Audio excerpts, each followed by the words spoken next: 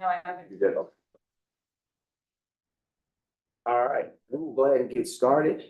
We have some folks joining us online, but we will go ahead and get started with our committee meeting this morning. So first and foremost, I would like to actually start with a few words from our leader and Commissioner Kruger, if you don't mind. Starting us off, that'd be wonderful. Thanks. I was going to go through all the official roll call and I just wanted to pop in real quick this morning and say one happy day and thank you for joining us. I like to always come in if I get a chance to talk to the committees, remind you how important your work is. It really drives the vision and the way that we operate as an organization. I was actually thinking about this specific committee because kind of a funny story. I grew up as a baseball player, so I was big time into baseball. And then when I got to college, I started coaching basketball. So I coached basketball for 20 years. And then I retired from actually being an athletic administrator, district AD, and went to work for the U.S. Olympic and Paralympic Committee with USA Football. So did that for 4 years. So while I was at USA Football, so everybody would say, well, gosh, your favorite sport is football. That's great. I said, no, not really. It said, well, I played baseball growing up. I coached basketball my entire career, work at USA Football, but my favorite sport is actually ice hockey.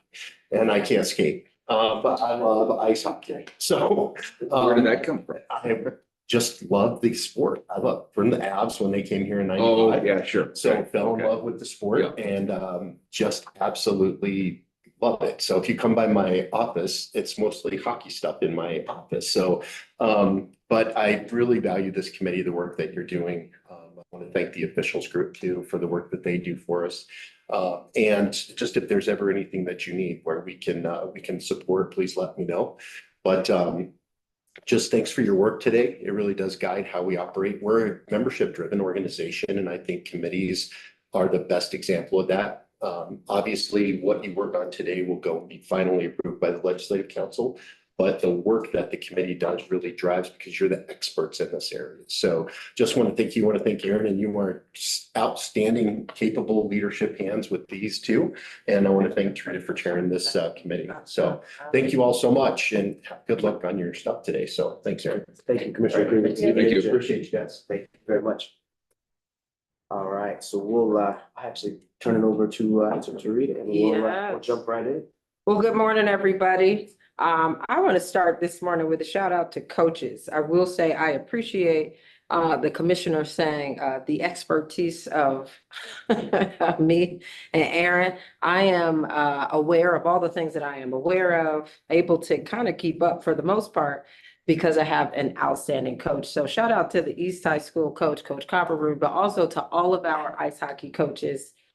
There is definitely no opportunity for our students, for our school communities without them. So just had to take a moment of privilege to be able to share that and give some thanks to the folks who make these things happen.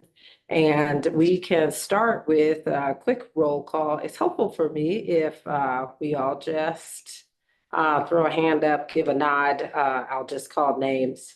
And then that way I have a face with a name because, you know, we do meetings on Zoom all the time now, so you don't always see people anymore. So it's also great to be in the presence of folks. Okay, so quick roll call. Tarita Walker, I'm here. All right, Matt Wilson from Palmer. Yep, representing the 11 hockey team as well. Thank you, Matt. Bob Bodor, am I saying that correct? Present, thank you. Thanks, Bob. Michael Dubus, Castleview. Present. Thank you. Scott Bradley, Lewis Palmer. He's not. He is not. Not gonna be here. Jordan Casamodal from Regis. Not seen her yet. I've not seen Jordan. And we have some guests, Travis Howell from CHOA, the president. Morning, everyone. Morning, Travis. And George Wazdecki. Oh, well done. You're welcome. I practice, George. Well, I think that is everybody. Anybody else that we need to check in? No, I think we're good. All right. Well, as I said, good morning. We're going to call this meeting to order at 9:05 a.m. and thankful for that quick welcome from our commissioner and now a welcome from Aaron Dunn.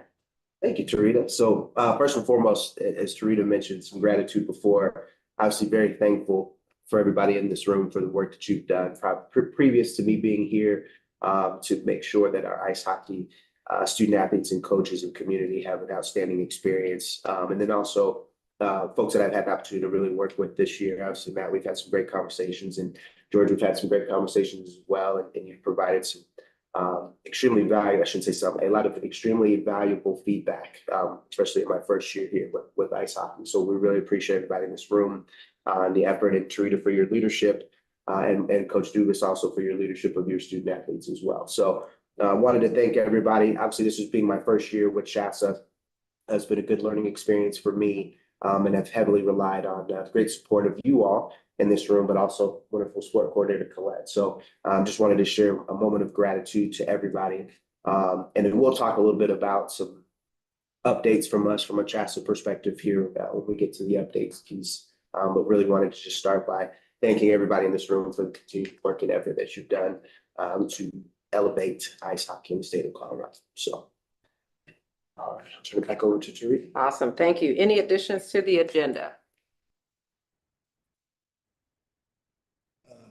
I kind of would like to talk a little bit about like the clock situation, obviously with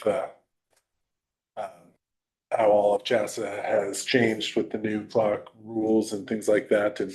And for the most part, I think super positive for a lot of our sports, but I do think we have some things in the hockey world and the lacrosse world and the smaller sports that are also have some different factors and what kids come out for these sports and things like that. And I still just am not sure the one size fits all from enrollment standpoint is Growing the game. growing the game. And I think especially in Colorado Springs, we've got a lot of thoughts and feelings. And also I have sat and listened to plenty of people plead their case to not get moved up for different reasons with this the new rules this year. And while I am not really looking forward to the potential of moving up to 5A from our hockey team and a couple of the other schools down in the Springs, I do think it's just something that I would like to kind of chat about as we move forward and what can that look like in these sports that there's no way to go down. You've only got the upper tier of teams in 5A or Booter School District with 10,000 kids to pull from, and the Valors and the Cherry Creeks and all that stuff are elite, and kind of where do we go with these? And then same thing when you can't go down and you're a program on the brink, like what do you do with that? And then co-ops being a topic of conversation with that as well. So I don't know if you want to add that to where, or if we. Yeah, we can definitely add. I know you and I had some great conversation at semifinals last weekend about it, and Ryan Casey will join us. We'll text him when we get to that point in the meeting, but he'll be able to give much more knowledgeable and extensive answers to those questions than I'll be able to give. So he'll be able to join us before we get to that point. So yeah. Thank you, Matt. Any other, we're going to add that to the discussion space on the agenda. Any other additions to the agenda? And then if it's okay, Tarita, I was going to run through the discussion items real quick. Sure. Just to kind of So people already know. already know what's coming, absolutely, and then we'll jump back right into the official report from Travis. So a couple discussion items here outside of the Shasta report, but ice hockey waiver process. So where that came from was during our ice hockey waiver committee meeting. Two pieces to that. One is, do we need to look at moving the deadline back for our waivers? As you all know, those are due at 5 p.m. on the last day of the regular season. We do have games that are being played that evening, so we've received some feedback from some coaches and athletic directors about potentially looking at moving that back. So really, the only time we would move it back would be that Sunday morning. Couple things to think about with that before we get into that discussion. And Colette, feel free to jump in as you are very much so a part of that process. One is making sure we have enough time as a Shasta staff and committee to be able to process that information prior to the meeting. and going through the waivers. And so if we move the deadline back, that does not give us a great amount of time to do that. The other piece is, direct quote from one of our wonderful ADs is, unfortunately, like, folks are gonna miss the deadline, they're gonna miss the deadline. So whether we move it back or not, that is, it's just kind of kicking the can down the road, essentially. And so, the other piece to that is from the feedback we got about moving it back was about the games that are being played that evening on Saturday nights. What I will say, and Colette, feel free to jump in, is I think our coaches, for the most part, ADs do a great job of being proactive in terms of if they have somebody who's going to be on the border, they submit a waiver anyway, right? Or they'll communicate with us and say, hey, we've got one more game. Could decide whether or not this young man is going to be able to participate. But so that's kind of the reasons we received in terms of potentially looking at moving it back. So I wanted to bring it to this group for further discussion. And the other piece to the waiver is we have had a situation with a student athlete who's been a skier and has participated in skiing and has needed a waiver for that. So but the piece to that is the skiing activities, if I'm correct, were not CHSA related. And so do we allow for non-CHSA related activities to count in the waiver process? So our precedence for that is we have allowed it. So taking this opportunity to look at, is that something that we need to continue to do, or do we need to say it's not a CHSA related? So if they're not competing for a CHSA related sport, then it should not be an excusable for the waiver process. So we'll come back to that. So those are the two waiver discussion conversations that we will have. Can I just jump in? Can you explain that skiing thing? In other words, Yeah. he couldn't get his 13 game minimum because he was skiing. Correct. Yeah. So from what the information that we have, George, he could not compete in all of the games because he was participating in skiing. So he's also a skiing student athlete. However, from our knowledge, the events that he was participating in were for his high school. They were for, other things. So we really need to look at, is that permissible in terms of an excuse, or does it need to be CHSA related? So. And we can get into that more once we actually get to the discussion absolutely. items. Yeah, Thank you. yeah, but that's a great question, George. And then the other piece we'll talk about is the possible addition of girls ice hockey. So that has come up. So we'll spend some time talking about that. Then we will also talk about our league alignments for 26-27 cycle. Oh, is that? Oh, okay. And then we will talk about the potential of, it was brought up, do we look at moving 4A finals to a Saturday or Sunday? Is another option, possibly. And then do we look at increasing our 4A postseason qualification numbers from 10 to 12 to match 5A with 2 additional teams in 4A? So just wanted to give a little bit more context to this group in terms of those discussion items, and then we'll circle back to those. So,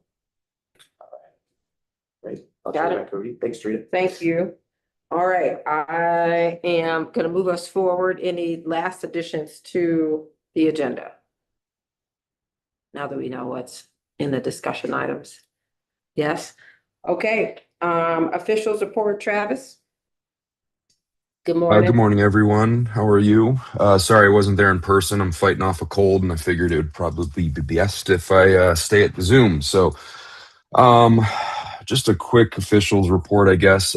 This year, I think this is the first year in the 4 years that I've been president that I haven't received any coaches' feedback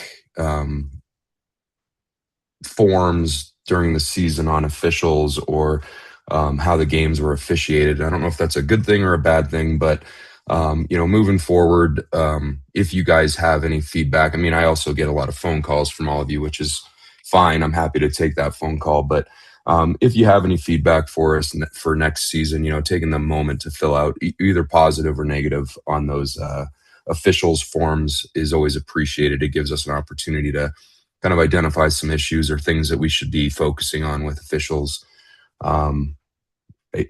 Aaron and Colette and I have had some conversations here in the postseason about the challenges of the skill set for officials in ice hockey. I always get a ton of people who are interested in signing up to become CHSA ice hockey officials, and some of my first questions is, what's your background? How long have you been officiating with USA Hockey, etc. And And I would honestly say probably 50% of those folks will come back and say, well, I don't ice skate, but it looks fun. And so I said, that kind of kills that conversation. It's kind of a prerequisite to have to be able to ice skate to officiate ice hockey. But we continue to try to identify folks through USA Hockey at the higher levels, level 3 and level 4 official standings, and seeing if they're interested in working CHSAA. We keep having, issues with the smaller communities, especially in the mountains, to have more than that base officials group. When that group is gone, it really is a strain on us to make sure that we're getting qualified officials to those games. So yeah, I think this off season and next year we'll continue to work on trying to identify additional folks who may be able to join the CHSAA roster from officials. Other than that, I think that the semis and the finals, I think the officials that we selected to work those games, a lot of new faces this year, giving folks the opportunity to, have the experience and reward them for their work throughout the year to work the semis and the finals, and really help develop the next group of officials for CHSAA. So I think they all did a really nice job. I think that CHSAA, you guys did another great job and with the postseason. So yeah, I think that's my report pending questions. Travis, this is George. I know that at the semifinal game, during the conversation that the coaches had with the game officials, you had mentioned to me that there might be a postseason conversation that we should have regarding some of the things that may have occurred in the postseason prior to that meeting that we had. Would this be a time you'd like to bring up the clarification or the issue, or would you rather reserve that?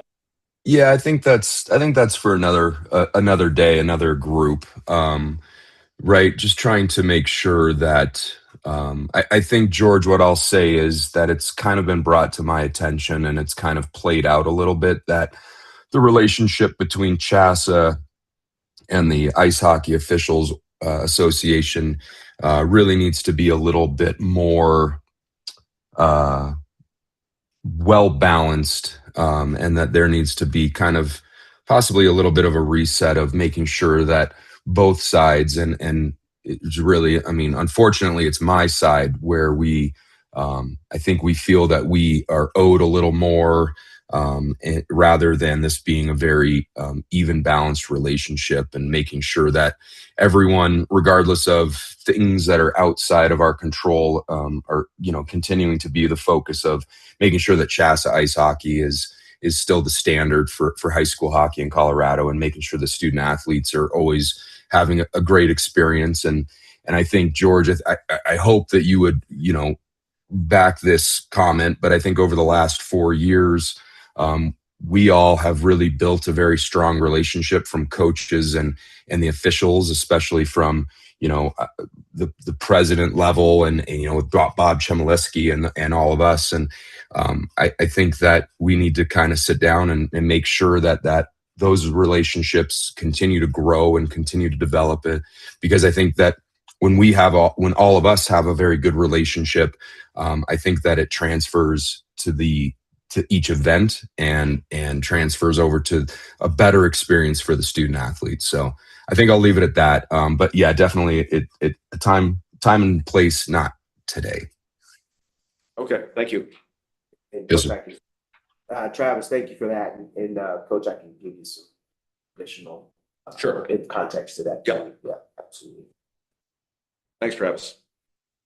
And I will say, we are very thankful for Travis's leadership with our officials. He's done a tremendous job, and we're just can't thank him enough for all the work that he puts into our official association and making sure that we're able to operate on an elite level. So Travis, we appreciate you, and hope you feel better soon. Thank you, Travis. Yes, hopefully you're feeling better and on the mend. So appreciate you being here this morning. We're gonna go to our Coaches Association report. Michael, did Michael ever make it on? There you go. Hi, well, thank you very much for having me. I grew up here. It's my first time ever at Chassa, so it's kind of cool to see. Are you And excited or disappointed in what you see? very excited. Okay, good. Yeah, yeah. But anyway, we had our Coaches Association, annual Coaches Association meeting yesterday, one of two that we have every year. We always do a preseason, a postseason meeting. And I would say that there were probably three main questions that came out of that meeting that I'd like to bring up at this point of our meeting here today. And I apologize if they should have been additions to the agenda, but I figured I already had this little corner of the agenda carved out, so I'm just gonna bring them up now, if that's okay. One question specifically from the 4A Mountain teams is that with the expected additions of Middle Park and Telluride, they'll be looking at 9 and then 10 teams in that division respectively, I should say. And so they are interested in some sort of split of the Mountain division, especially one that would help them geographically, meaning that, you know, the mountain schools that are closest to one another should be in a division, and, you know, whatever the other division is, it would be the same thing.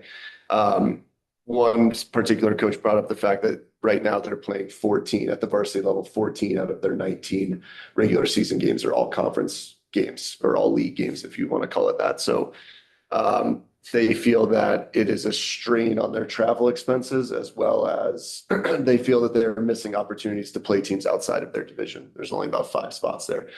So that was one issue that was brought up that I wanted to bring to the attention of the committee. The second one was we were looking for some clarification on the Max Preps, algorithm or ranking system, and how Chassa adopting Max Preps as the primary way to capture the state tournament field would impact, I guess, it would be all sports, but, specifically ice hockey.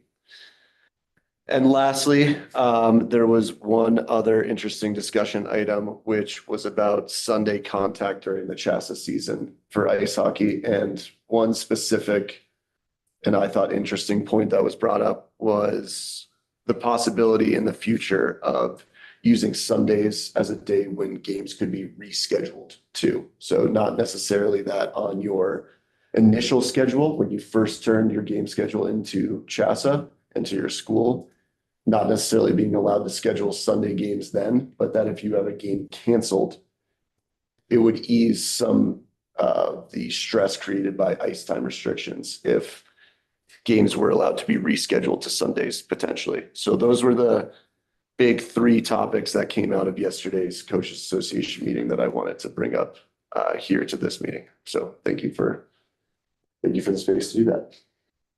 Absolutely. Those are great discussion items and questions. So one thing, coaches, for the Max Preps, Brian Casey will join us towards the meeting. We'll talk 10 o'clock. And then we can also talk about the Max Preps piece as well. So we'll table that towards the end. So that's good.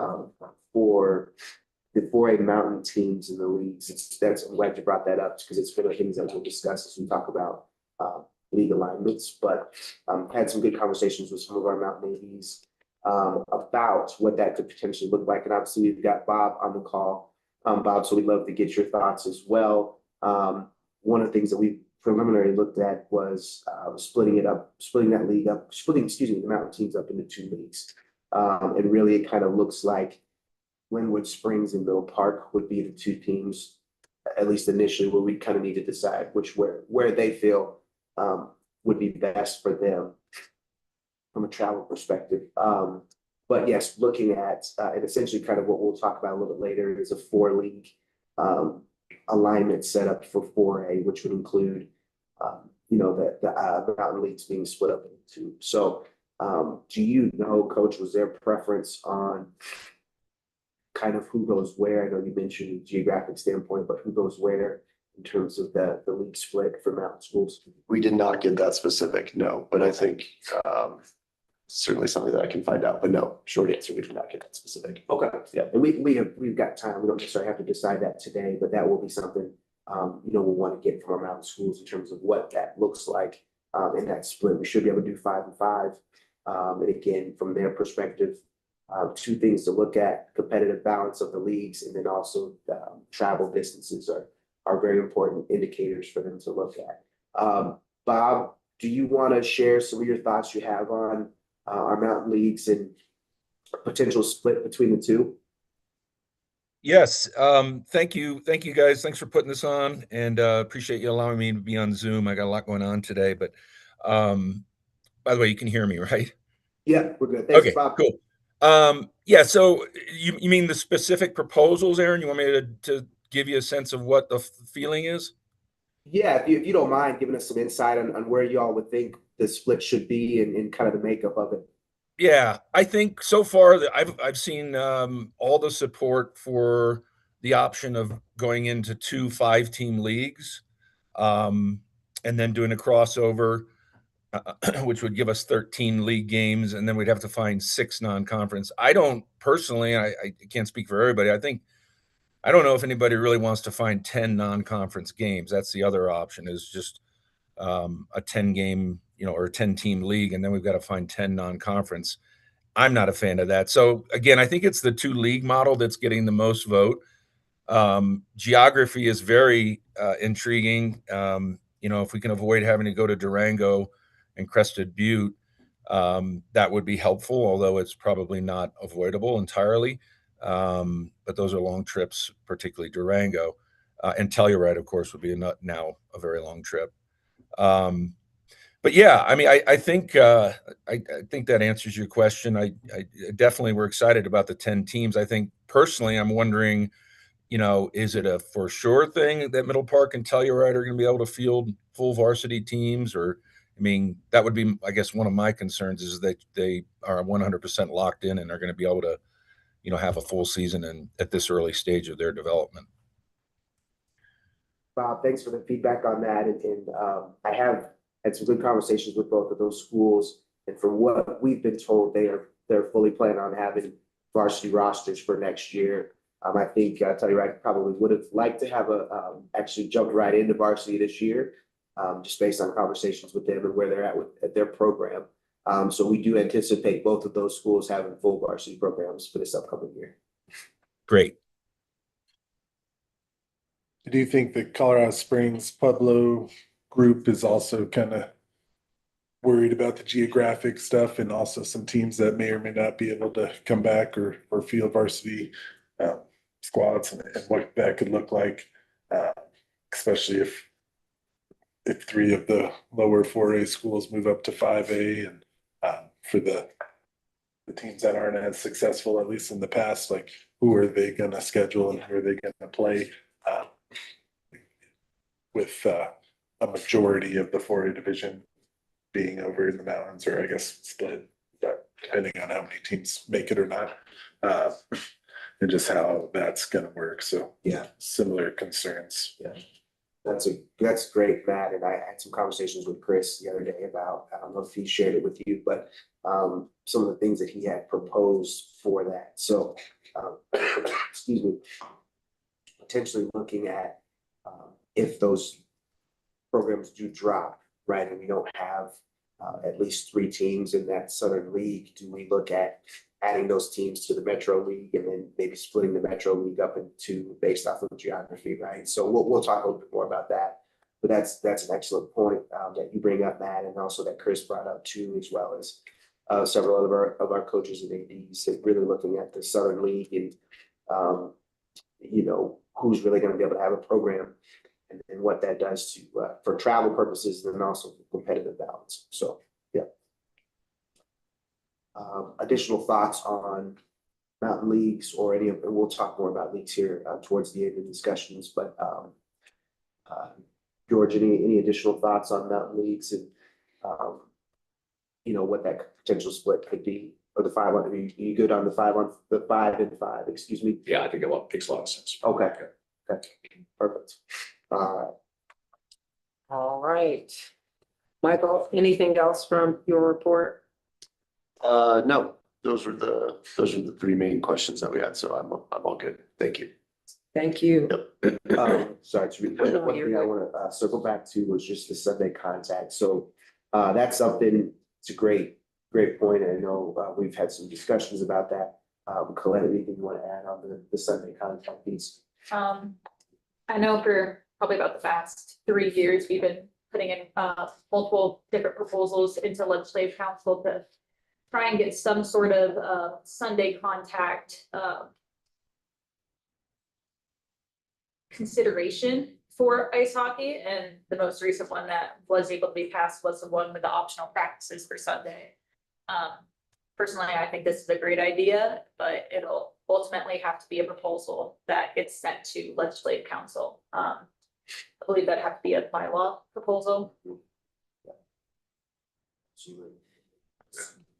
That's, that discussion, Coach Dugas, has been happening, will continue to happen. Matter of fact, one of the things that Colette and I talked about this morning was with the proposal of considering moving 4A championships to that Saturday, looking at the timeline breakdown of that, it's gonna be very strenuous on those 4A teams, because we're looking at essentially 3 straight days between quarterfinals, semifinals, and championships, for that all to occur on a Saturday. So potentially looking at Sunday, you do it on a Sunday, but again, we need to be able to do things on Sundays. So obviously a very important discussion that we'll have to have, and then potentially putting something forth to legislative council for that to be able to be a possibility. So Awesome. Yeah. I mean, we know that the door has been opened, right? So I think it's just finding other little ways that we can utilize Sundays to everybody's advantage while still, you know, taking care of the student athletes and making sure that we're giving days off. And yeah, so, yeah, anyway, yeah, appreciate you circling back to that. yeah, Thank you. absolutely. Yes, Aaron, Bob? Yes. so are we talking any Sunday, or are we just talking the Sunday before the championship game? Let me get a point of clarification on that, Bob. So are you asking about the championship or just in general for makeup games? Sunday, I'm asking about allowing Sunday contact. Is this would maybe I missed that? Sorry if I'm behind on that, but That's when okay. would that? Is it every Sunday? So Coach, or you wouldn't be every Sunday? We were discussing every Sunday during the Shasta season as being a possibility for us to reschedule games that were previously scheduled for any other day of the week. Was the initial topic that was brought up. Gotcha. And you all would know better than me. I don't know our rink situation. Is ice usually easier to find on a Sunday, or because I know Saturdays up here are never. It's very difficult. I would say that in the Denver metro area, yes, easier to find ice on Sundays. Okay. And then the only other comment I would make, just representing all of our sports, I mean, doesn't this potentially open a can of worms? I mean, I suspect that will be a topic, or that will be something that'll come up in the, bylaw meeting, because it does feel like it's a slippery slope as it relates to all of our sports. I'm not making an opinion one way or the other. I'm just thinking out loud. That's a great point, Bob. It definitely does. Absolutely. I think it's a couple of can of worms, Bob. That definitely would have to be open for discussion. I mean, conditional Sundays, that gets a little messy. If it's certain Sundays, I think if you're gonna open it, you're gonna have to go ahead and just open it to all Sundays. I don't know that you can be kind of pick and choose between Sundays, so it'll be an interesting conversation for sure. And with ice hockey being such a unique sport, getting rink time, ice time, especially once we get to our conversation about potentially having girls ice hockey in the future, it's really important to think about, what's available to schools and being able to get those kids practice time, game times, all that good stuff. The legislative council, like I think for hockey and skiing and Yeah. specifically in the past, like it makes so much sense, but even still, the legislative council has always been very concerned about opening that can of worms and what does that turn into? And I think this would be showing that it is open and it is a slippery slope, jumping straight from like, okay, we can practice if that's the only time we can figure that out to now, well, let's play some games too. And I think people would be concerned about that on the legislative council, especially the majority of schools that don't have hockey or skiing that tend to want to keep everything as is. So, yeah. Awesome. All right. Thank you. Well, I'm gonna keep this really. Time for the man himself to speak. Yeah. Frida, I'm gonna keep this really short. There's really not much to report at this point in time. The annual questionnaire, the NFHS questionnaire, was sent to me and I sent it to our president, who distributed it to all of our coaches. Hopefully our coaches will have taken the 5 to 10 minutes to complete the questionnaire and send it back to the national office.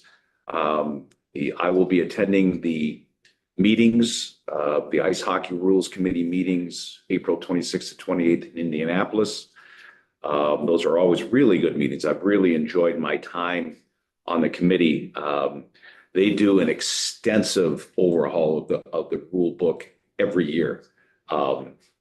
I don't know what I ever imagined it was going to be, but I didn't have a lot of understanding of how the job that our committee does in looking after our rules and improving them or adjusting them if need be, even to the point of having an historian in those committee meetings when a topic comes up or a suggestion comes up or a proposal comes up.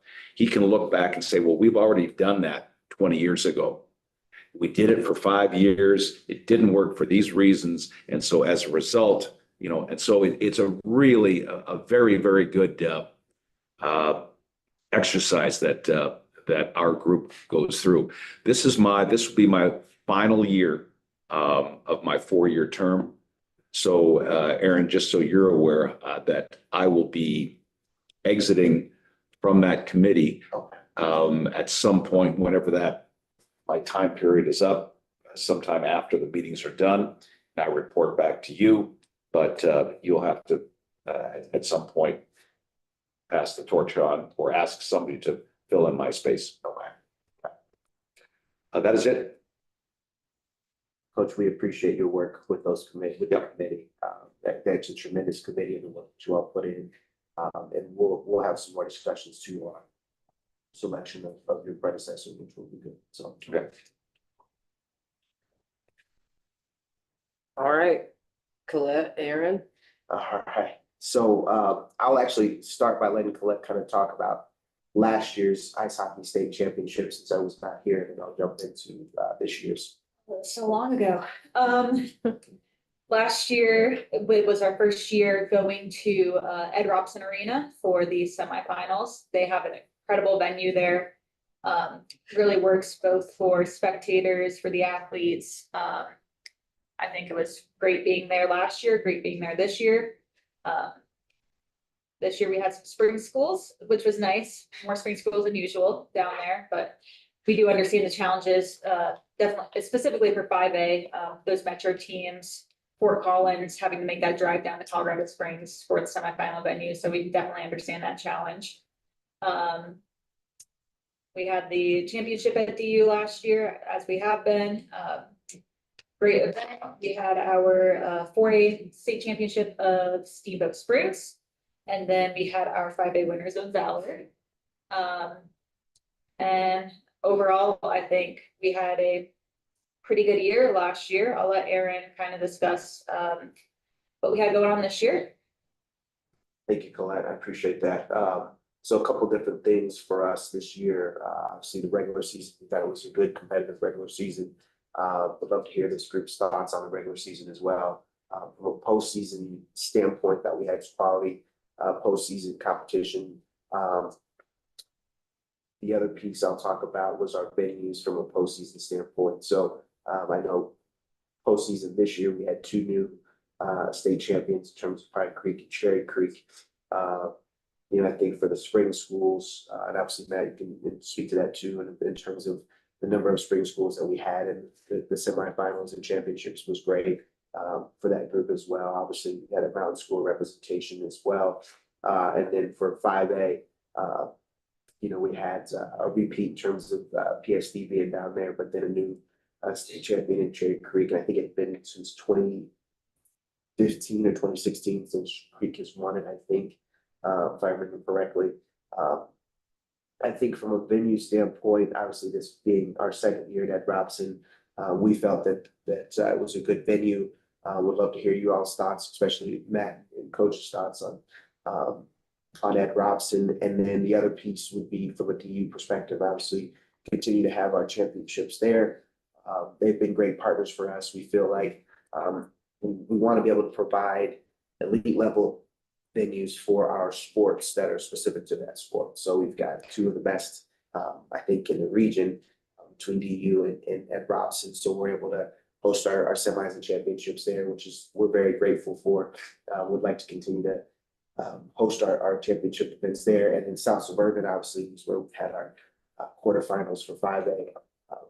So, we'll talk through that as well. Collective explored some additional options as well. We'll keep exploring that.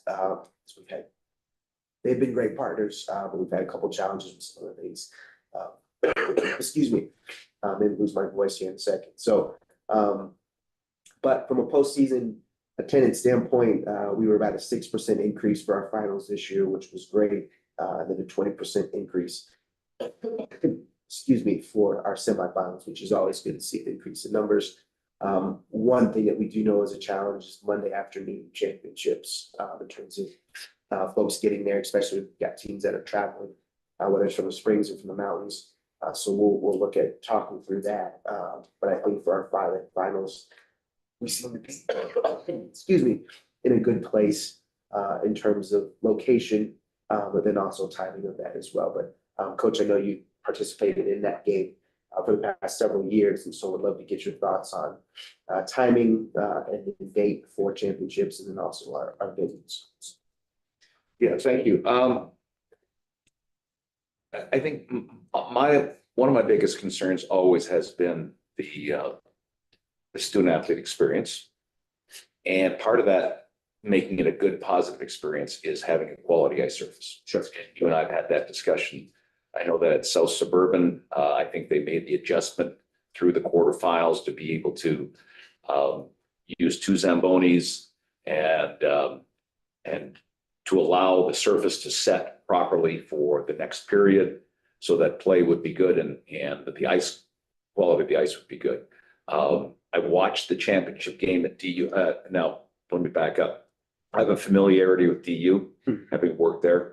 I know the challenges that bigger venue has, and the ice surface and the quality of the ice surface. I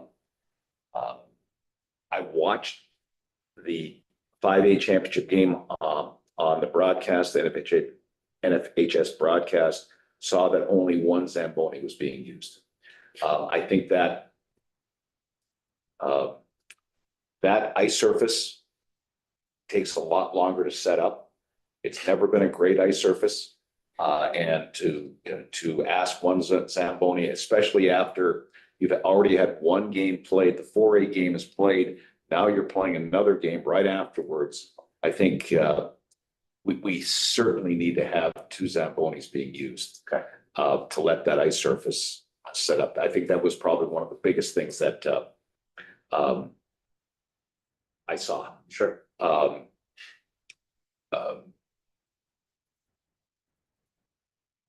Other than that, I mean, I don't know, there's nothing you can do with the size of a locker room. Sure. It is what it is. And the DU locker rooms, they have for their visitors, for the high school teams, are small. And I don't think that can change. But I think, other than that, I mean, it looked like it was a real good turnout of fans on the broadcast. I was a little concerned for the post game protocol, where you've got Cherry Creek having their photos taken right in front of PSD's team. So I know how tough that must be to watch the other team, and they're celebrating, and they haven't gotten their second place trophy yet. So I think maybe we should look at the proper procedure so that the runner-up can be respected, given their trophy, and then all of a sudden they're saying, okay, you can exit the ice surface or the playing surface, and allowing the championship team to celebrate and get their team photos taken, et cetera, et cetera. Yeah, those are my two things. Yeah, we did get, with the locker room sizes at DU there, especially from the equipment standpoint and just getting everybody comfortably, they are smaller, absolutely. Especially in comparison to, I think, at Robson, their locker rooms are larger. I think the other piece too, we'll have conversations with DU about having two Zambonis. I think that, to your point, coaches, should be something they should be able to do. I know we did 2 for Ed Robson, from their perspective on their eyesight. And the other piece, South Suburban, do we look at, I don't know if there's anything we can do, but we can have conversations with them about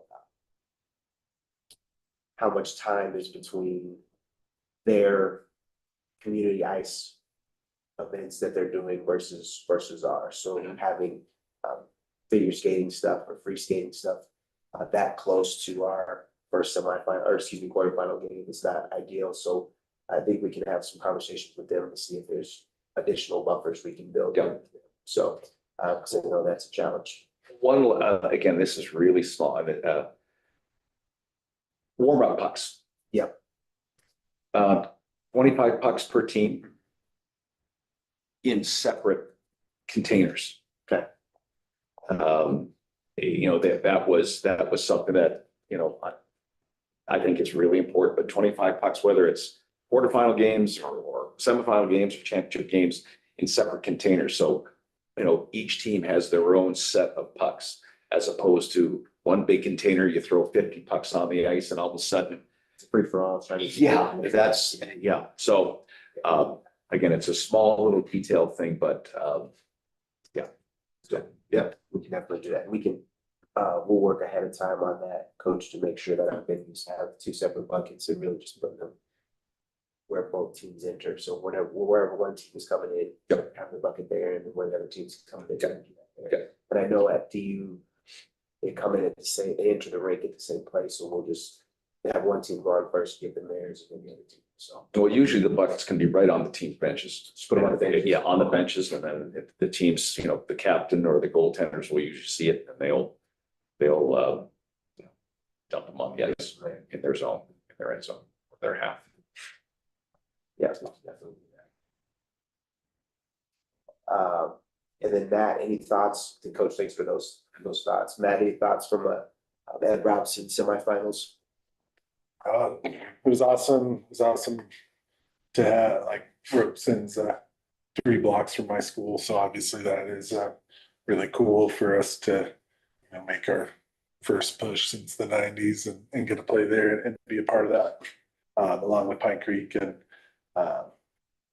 so to have some Springs teams representing and in the Springs is awesome. I think, which again, bias, I think that arena is awesome and pretty incredible, and a cool place to get to play. And I'm glad we showed out and got a little bump in the attendance. If the games are going to be in the spring, so we have Springs teams playing like that, is great. So really excited about that. And, I think it all went really well. Coach, any thoughts on either of those 2 venues? No, but the only thing that was kind of running through my mind as you guys were speaking is that based on, and I know that we're going to talk about it later, but based on the idea of the 4A quarters, semis, and championship game potentially taking place at a neutral site on a consecutive Thursday, Friday, Saturday. One thing that was discussed yesterday at the Coaches Association meeting was that 2 possibilities were discussed. One is that the 4A coaches inform the 5A coaches that there is room for the 5A teams to be included in that model if they want it to be. So that's one option. But the other thing that was discussed was that if the semifinals are going to take place potentially before for 4A, potentially before the 5A semifinals, that may open the door for the 5A semifinals to go somewhere other than Robson if they're going to be using Robson for all of these 4A events on consecutive days.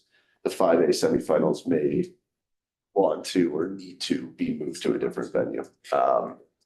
Because it may be a week later also. Sure. So that was the only thing that was running through my mind during that is that, this new structure for the 4A playoffs may also change the structure of the 5A playoffs. And, that also might not be a bad thing, especially with the travel considerations to Robson for some of those 5A teams that you guys discussed. So that was the only thing running through my mind. But yeah, obviously we were only in the first The round. new proposed structure, Proposed structure. right, the new proposed structure, not this new structure. Proposed. Thank you for that clarification, Cambridge. Yeah. Thanks, Coach. Yeah, thank you. All right, I think those were the main updates that we had from our, collecting the others, Jackson. Do you want to mention the change for next year? It has gone public. Yes, since it has gone public. So, thank you, Colette. So as you all know, we have a new staff member joining us, and with the addition of, we've got one of our wonderful staff members that is retiring. So we are sad to see him go. But we did just announce that we have hired his new, I don't want to say replacement, but our new staff member. And with the addition of a new staff member, we will have some shakeups in terms of staff assignments and sport responsibilities. So one of those being, Bethany Brookins and I are kind of doing a swap. So she will be actually taking over ice hockey for the next upcoming year, and then I will be taking over boys and girls basketball. So unfortunately, this is my first and last meeting with the committee, but I will obviously see you all throughout the work that we're doing. But so that is public now. So Bethany, unfortunately, is not able to join us today because, as you all know, she's right in the middle of hoops postseason. So that switch will be happening at the end of this year. So Brookings, that's right. yeah. Bethany is unbelievable. Extremely excited that you all will get the chance to work with Bethany, but she will be the point of contact moving forward for us. So I'm here to support any way that I can. I will still, Colette and I will still, you will still see us at ice hockey events, but that change has been made and is now official and now public. So I wanted to share that with this group. So excuse me. And we will talk, Bethany and I will talk, and we'll bring Tarita in conversations as well in terms of the transition process. Really want to get Bethany connected with this group so that she's got a good context of things moving forward. So. Who's the retiree? Did I miss that? Mike Book is retiring. Really? Yeah. Huh, who knew? So Mike Book is retiring, and Joe Brown is who we got to be our new teammate. So Joe is a tremendous addition to our team. Currently serves as our president of our board chair, excuse me. And so we're excited to have Joe on board as well. So, all right. So any questions about that transition or excuse me, what that will look like? Do you have any idea as to when that's going to take place? As soon as hoops is over with. Oh, really? That quickly? Essentially. Okay. Not July 1st. Well, so the actual, in terms of, so the transition itself will take place between now and so July 1st is when Joe will start. And so that, I guess the transition won't be completed until Joe is here on board. But in terms of kind of the shift of responsibilities and that transition process is kind of already started in terms of Bethany and Lakin learning about ice hockey, and then Colette and I learning about basketball. So, but the official start date for Joe will not be until July 1st. And that will be, I guess, the official start date of new responsibilities. I'm just thinking about when I get back from the ice hockey committee's rules meeting at the end of April. Yes. I probably will be speaking more with Bethany at that point. So what we would do, great point, George. So what we would do is if you would sit down with Bethany and I and Colette and then and Lakin and then probably Tarita too, get you looped in on that. So probably that group would sit down in April. So that way, if there's anything I need to kind of speak on, kind of in the role currently, or Bethany, if she's got questions in terms of taking on the role. Okay. So, Yeah, Bethany, she joined us for the last waiver. she was on the meeting, way. so she's been in the mix a little bit. Yeah, okay. So the process has started, but the official start date in terms of, Joe being an official member of our team is not until July, which then is kind of the official. Sure. Yeah. Okay. That, so, okay, yeah, absolutely. All right, I'll let Aaron and Colette just kind of keep us rolling if you guys want to facilitate the discussion items. Sure, yeah, absolutely. So we will jump right in terms of the waiver process. So as we mentioned before, the first piece of that is, do we need to look at, I guess, extending or moving the waiver deadline to Sunday instead of keeping it as is on Saturday? So again, kind of some feedback from coaches, as I mentioned before, but also a couple things for us is, does it really significantly impact anything if we move it? The sense I'm getting from the room is no, which I'm good with, but wanted to bring it to the group as well. And also, I think the other points of consideration is just making sure our committee has enough time and our staff has enough time to be able to get through all the waivers. This year we had a decent amount of waivers, but it wasn't terribly overwhelming. But in years where we may get a large number of waivers, we want to make sure that the committee's got enough time to look to them. So, is there any strong push from this group to extend the deadline, or do we feel good about keeping it as is? Keeping it as it's. Keeping it as is. Okay. I would agree with that, yeah. It makes a difference. I don't know if we're not voting, so yeah, my suggestion would be keep it as is. Yeah, okay, perfect. Yeah. And then Bob, thoughts as well online? Yep, I agree. Keeping as is. Okay, perfect. So we will keep it as is, but there was some that was brought to our attention by some of our ADs and coaches, so I wanted to have a discussion with this group, but we will move forward with our current deadline of 5 p.m. on the last day of the regular season. So.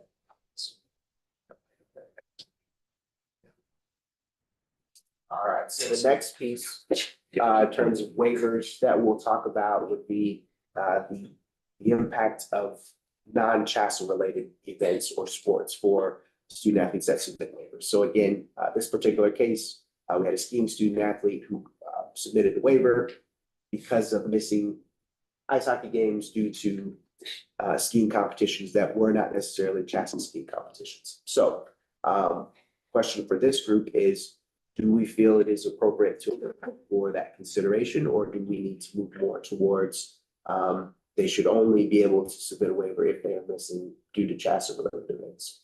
So if they were skiing representing their school at school competitions versus something independent of CHSA or their school. Can I just ask for the clarification, because you said there was a precedent where this has happened before? Correct. Is there any way that we could, or that I could just have more information on like what that precedent was?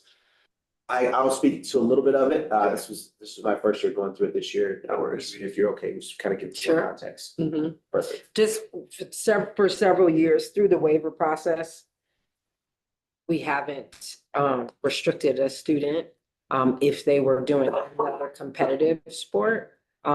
Just the choice in past years. So as far as I can go back, which is not like a bunch of years, but at least for the last 4 years, we have had this come up as a part of the waiver meeting, and I don't recall us ever saying that a student was not eligible because of play in another sport, CHSA or not. Is it always skiing? No, was it a border? I think there was a snowboarder maybe. Okay, skiing. So the waivers have been approved, is that what you're saying? They have. Okay. The last 2 years that I've been a part of it, I think it's the same kid from Summit, so maybe Bob can talk a little bit more about that too, but. Yes. The more I have thought about that, like 2 years ago, I think it was like, oh, he's skiing.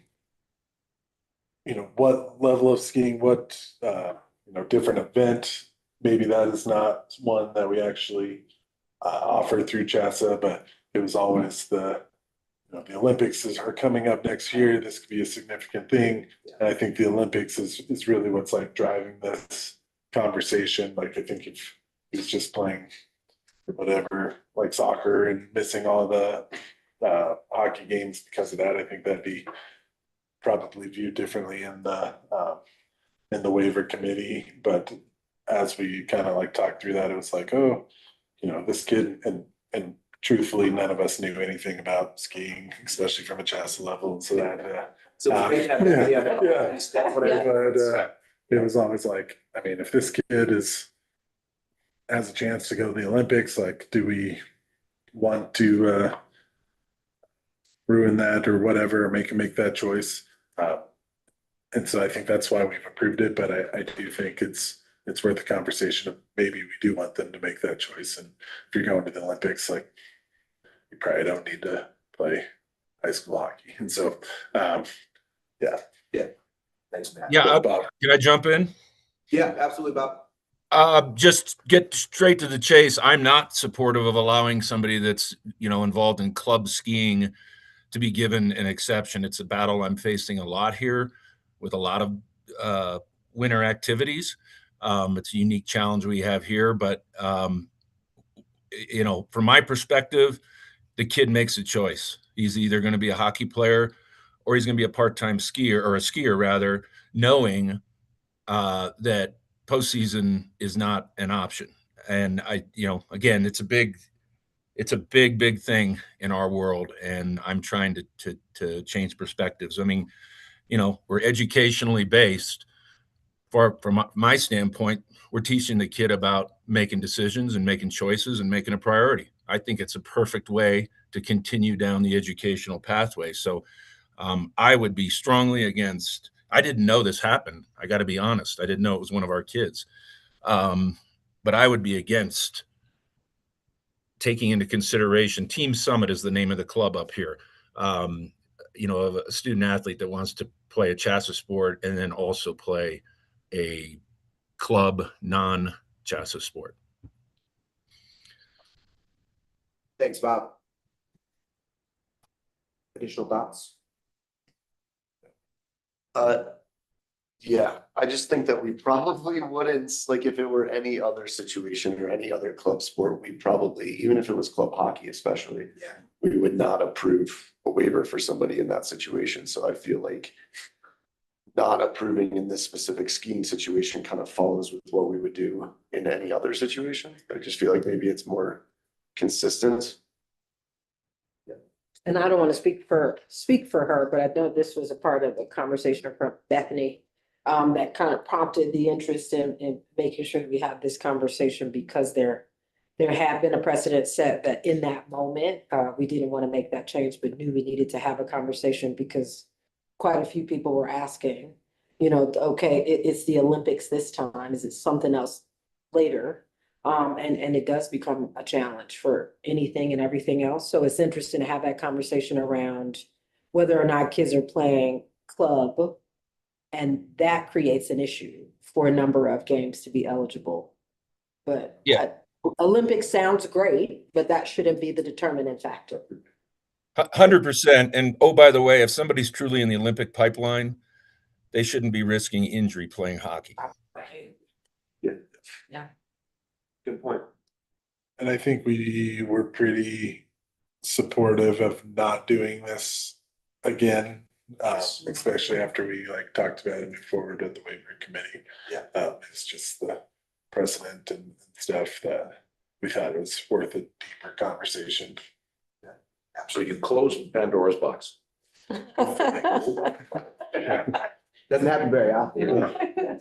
Yeah, just done it, which is good. So if I'm hearing correctly from our committee, we are in favor of moving forward with not allowing club or outside competitions be applicable to the waiver process. Yes. Okay. Perfect. All right. Any club sport would be treated just like hockey. Yes. Yeah. Absolutely. So that'll be good. Well, Bethany will be happy about that. So.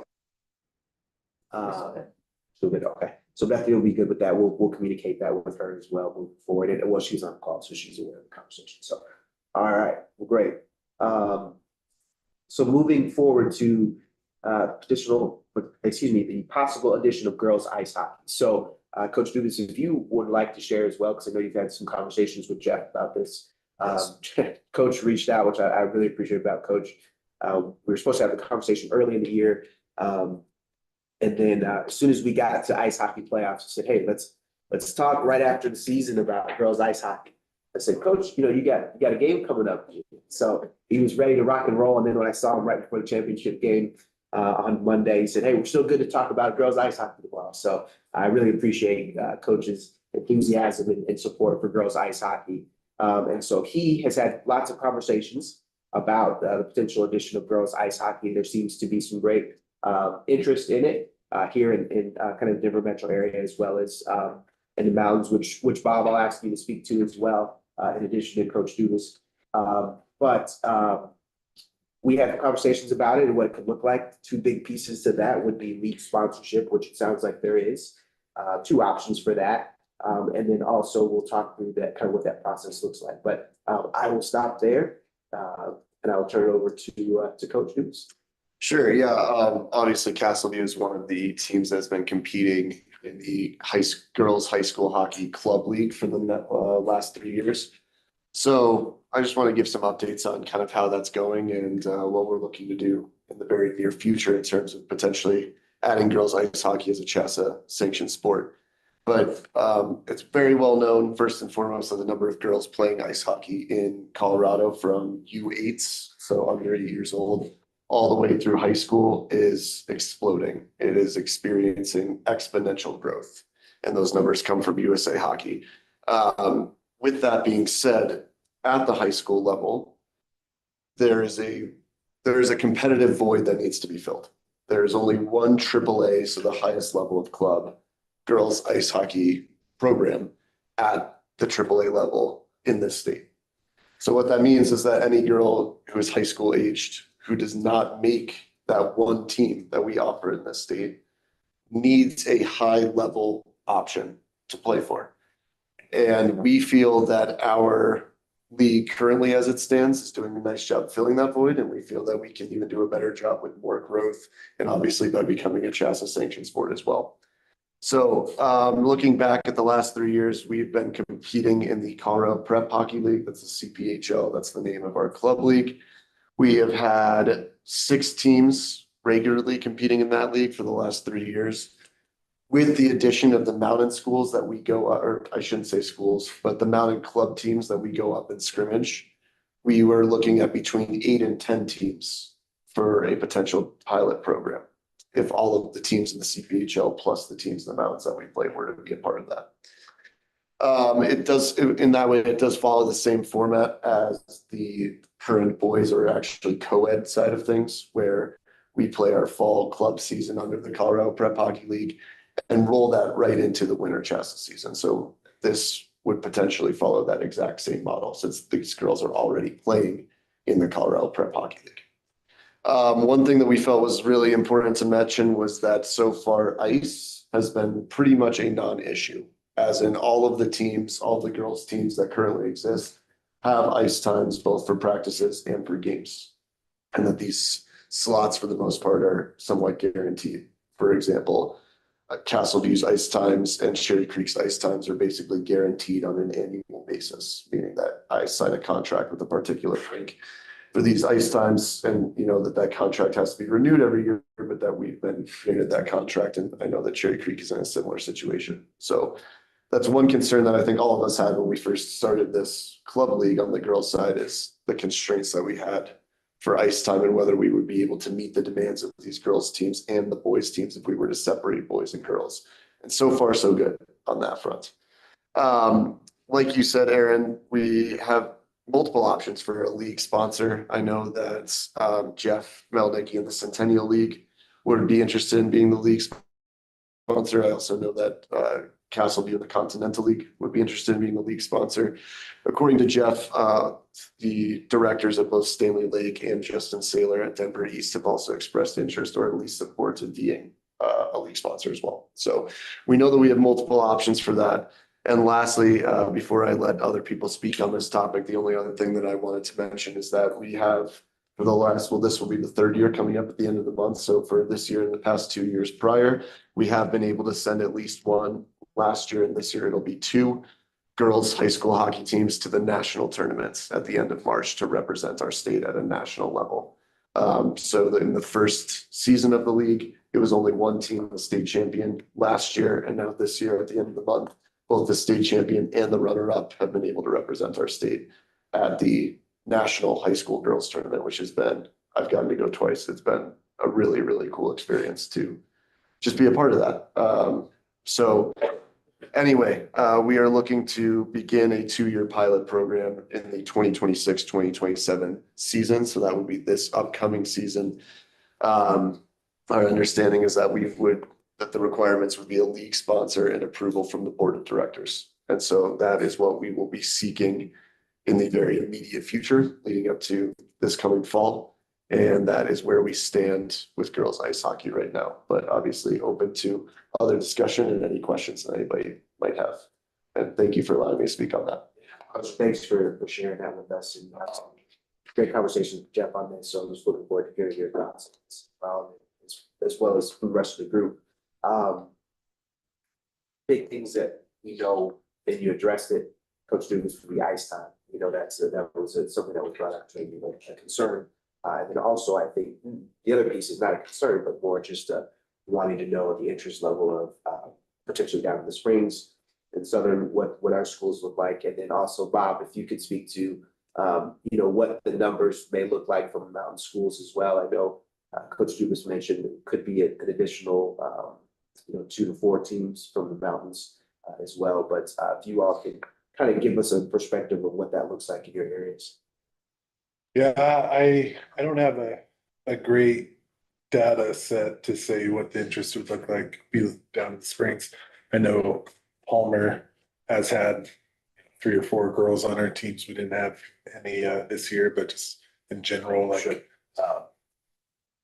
So I would be really interested to see, you know, if we could have the numbers to house a team, which I think would be awesome, and we would love to figure that out. Yeah. My concern would be if we can't house a team in the Springs and now travel, you'd have to travel up to Denver to play on a team, and do we then take away the opportunity for the girls to play like in our co-ed structure at the moment? Yeah. And or travel up to Denver and stuff like that to be on a team, which I would hope everything we could field a full team, and that would be the goal. But I don't know what it looks like right now. Okay.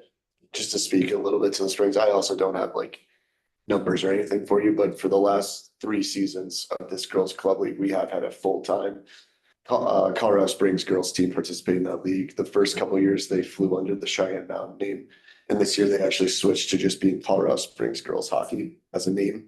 But they have been able to field a full-time team, 1 full-time team in the Springs for the last 3 years. That's good to know. Yeah, and that would be, if we could do that, then we'd be all about it for sure.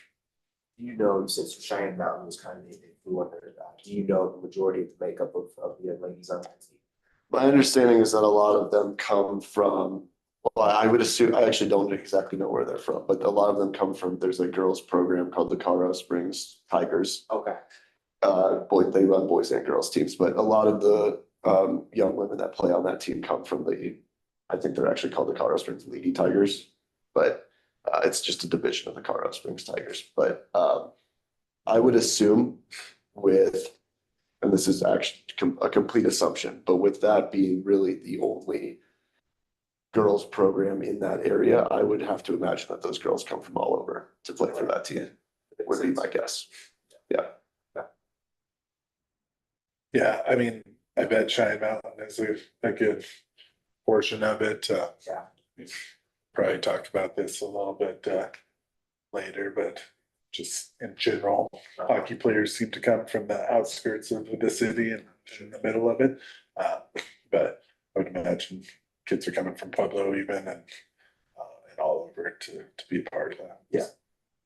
And I did mention this to Chris Roberts, so it's on his radar as well. Yeah, can I jump in? Yeah, absolutely, Bob. Yeah, I think concerns from my perspective, and I don't have data either, but I'm happy to get an email out to our league ADs. Well, one is cost. There's no way our district is getting destroyed right now. We're having to make major cuts. I could not see approval of adding, our most expensive sport, another sport that is one of our most, or maybe our most expensive sport. And then sustainability. I mean, I would worry that, you know, it goes good for a while because our club up here fluctuates a lot. I just asked him and he said he thinks he'd be able to supply enough girls, but I said consistently, and he hasn't gotten back to me on that. And then logistics. I mean, you know, things from like transportation, transportation is very difficult for us. Logistics like rescheduling, finding ice, we all get snowed out. I mean, you know, it's already really, really difficult. So I know I sound very negative. It's just one perspective, and I'm sure I could be persuaded otherwise. But those are very real challenges that we would face. We had about 6 girls on our JV boys team. The other implication might be I've been told we can only play JV if we have girls on it. And this year we only played 4 JV games as it was with those girls. So it would impact our JV boys potentially. So those are all considerations. But like I said, I'm certainly open to be persuaded. They just got a text about this. They think we could probably house 2 teams from the spring. So Pine Creek, on the northern side of the city, seems like they could, like there's enough girls in their program as well. So potential 2 teams. What does it look like to try to get some more, I appreciate like the anecdotal side of this, but I think, is it like an interest survey or something that gets sent out to try to get some more data? Just so that there's a little bit more certainty around a really unpredictable space. I don't know what that would look like or how we could support that, Aaron, but I know that's my thought, just so that there's a little bit more clarity around what the possibilities are. I agree 100%. Yeah. I think that's something we did it with flag football for this year to get an idea of if there were any new teams that were going to be joining, as well as current programs that may be dropping off, unfortunately. But I do think it's a possibility for us to be able to send it out. So we would send it to all of our coaches and then all of our ADs about specifically about girls ice hockey, what that would look like. Or I shouldn't say what that would look like, but if they feel like they could field a team, you know, in that area. Might not be a terrible idea to somehow include the district ADs as well, Yeah. just along the lines of what Bob was mentioning, the costs. Everybody's getting hit pretty hard on the costs, and in conjunction with that comes, the bus situation is a huge challenge. Yeah. All of those things are true, so I think maybe pulling them in on that side of things too. Absolutely. And then, Sharita, what are your thoughts on it? I know, I think Coach Dukes had mentioned East and Justin. And I know Justin was involved in this process early on last year as well, but what are your thoughts from his perspective on potentially? Spectacular.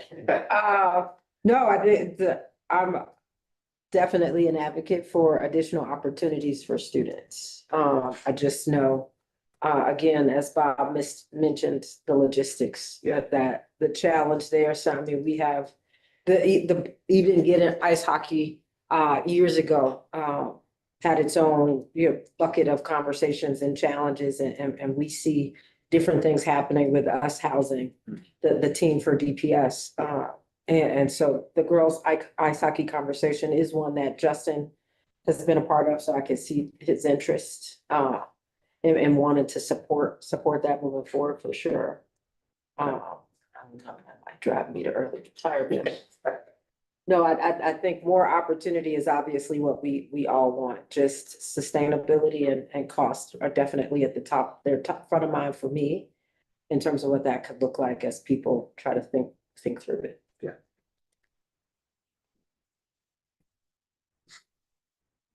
George, thoughts? Nope. Okay. Okay, all right.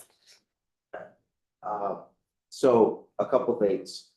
Logistics pieces we've touched on, it's gonna be an important piece of that, and then cost being part of the logistics. So what we will do is we will create and send out an interest survey that will go to coaches, ADs, and district ADs. And then we will work with with Jeff and then Michael, if you want to be part of that as well in terms of getting that in front of the board at our next board meeting. So I will put that on the agenda for our admin meeting this afternoon, so that way our admin teams are aware, and commissioners are aware of that. And then also potentially, and then we'll look at next available opportunities for, we actually have a board meeting tomorrow. I don't think we can. We're gonna get you the first tomorrow, but we will have on the phone. Come on, Aaron, you can make that happen. Just pulled up. We get Commissioner back in here, we'll see if we can put it out there. But we'll make sure we're moving forward with those steps. So Awesome. And then just last thing, kind of a different topic, but George just reminded me, as he always does, about everything I forget. Is that my 2-year term as the Coach Association president is also coming to an end. So we have nominated and elected Terry Ott, who is the head coach at Regis Jesuit High School, to be the new president of the Coaches Association. And he nominated and elected Joe Castellino, who is the head coach at Chaparral High School, to be his vice president. Jeff Melnick will stay on as the secretary and treasurer. So just wanted to let you know that before we wrap up. That, Aaron, that's not to say that I'm not, I can still be involved in the girls' ice hockey conversation if you want, but just as a heads up for these types of things going forward. I think that'll be good, Coach. I appreciate that. So Yeah. what we will do, what I would like to do is your coach, your meeting is in April, is that correct? April 26th through 28th. Okay, so maybe end of April, we can kind of get back together with Bethany and Lincoln, and then Michael would like to have you in that, and maybe we have Terry join us as well, just to kind of make sure as everybody's transition. That he gets lost in those transitions. Sounds great. Perfect. All right. Okay. We feel good about where next steps are for, so let me just communicate those next steps. So we will send out the interest survey. Colette and I will send that out. We'll gather that information, and then we will also work on getting a date for board presentation for the for ice hockey pilot. Perfect. All right. Next discussion of item of discussion, excuse me, will be ice hockey league alignment. So mainly discussion for this group today. We do not need to iron out the league alignments today. We can do that at a different time, but do want to have that conversation. And so from my knowledge, if you all can kind of just remind me, how has that process worked with this committee in years past? So it would have been what, three years ago, right? So beginning of 24, 26. So yeah, it would have been about a couple of years ago that this committee would have been engaged in those conversations. So does that sound correct? I think that was my first meeting on the committee, and I think we just popped up the thing on the screen and everyone said, all right. But yeah, I do think there's probably some more logistics this year with new teams coming in. Yeah. So Not, I don't remember it being I don't remember it being a process. Okay. That was like intricate by any means. I think that literally was it. Pop the names up there with you. Yeah, I don't want to say Justin chaired it, but we were having a meeting and I just remember there was a little bit of jockeying and, I remember our program or our school was put into a different conference. I said, well, if I had a choice, I would prefer to be in League 2 as opposed to League 4. Yeah. And so that's how it was done. Okay. Yeah. So, Coach Dubus, I'm sorry. I was not a part of this committee at that time, so I mean, Okay. I didn't hear about the new alignment from this past cycle until probably the Coaches Association meeting, and then it was finalized at that point, so. Sure. Okay. Bob, thoughts? I really don't have any thoughts on this. Okay. That's okay. That's all right. So what I would like to see, I think, for this process, obviously me being new, and then with the transition of Bethany, is I would like to schedule a time with this group. Similar to kind of what we did first. We just did this for flag football leagues because we had to do that. But would like to schedule a time with this group to talk through what we will do is put together a couple different scenarios. of what the leagues could look like. And then this group, we can talk through those scenarios and then we can select what we feel is the best one and then get feedback and input. But just from the meetings yesterday, I think 5A is fine With everything. yeah. Okay. Yeah. Or if we do have new teams coming in now, that would be the thing that we would need to discuss. That's true. Yeah. Yeah, that's true. So it would, both great points. Two things to those points would be one, we would not be asking this group to blow anything up. So really just what we currently have, what adjustments need to be made. So if we do have new, which we do, have new teams, you know, where do they fit within the new current league alignments? And then really, I think the largest conversation that we'll have, which we actually had today, is going to be the mountain leagues and what that looks like. And then the other piece to that would be the 4A Southern leagues and what that potentially looks like. So if the 4A leagues stay the same, with the exception of mountain leagues, the two additional mountain leagues should be okay. However, if we have programs that are dropping, then we will need to look at, I guess, kind of redistributing those teams to the Metro League. And then if it adds to the Metro League, we may need to split the Metro League into a north and south as well. So, for example,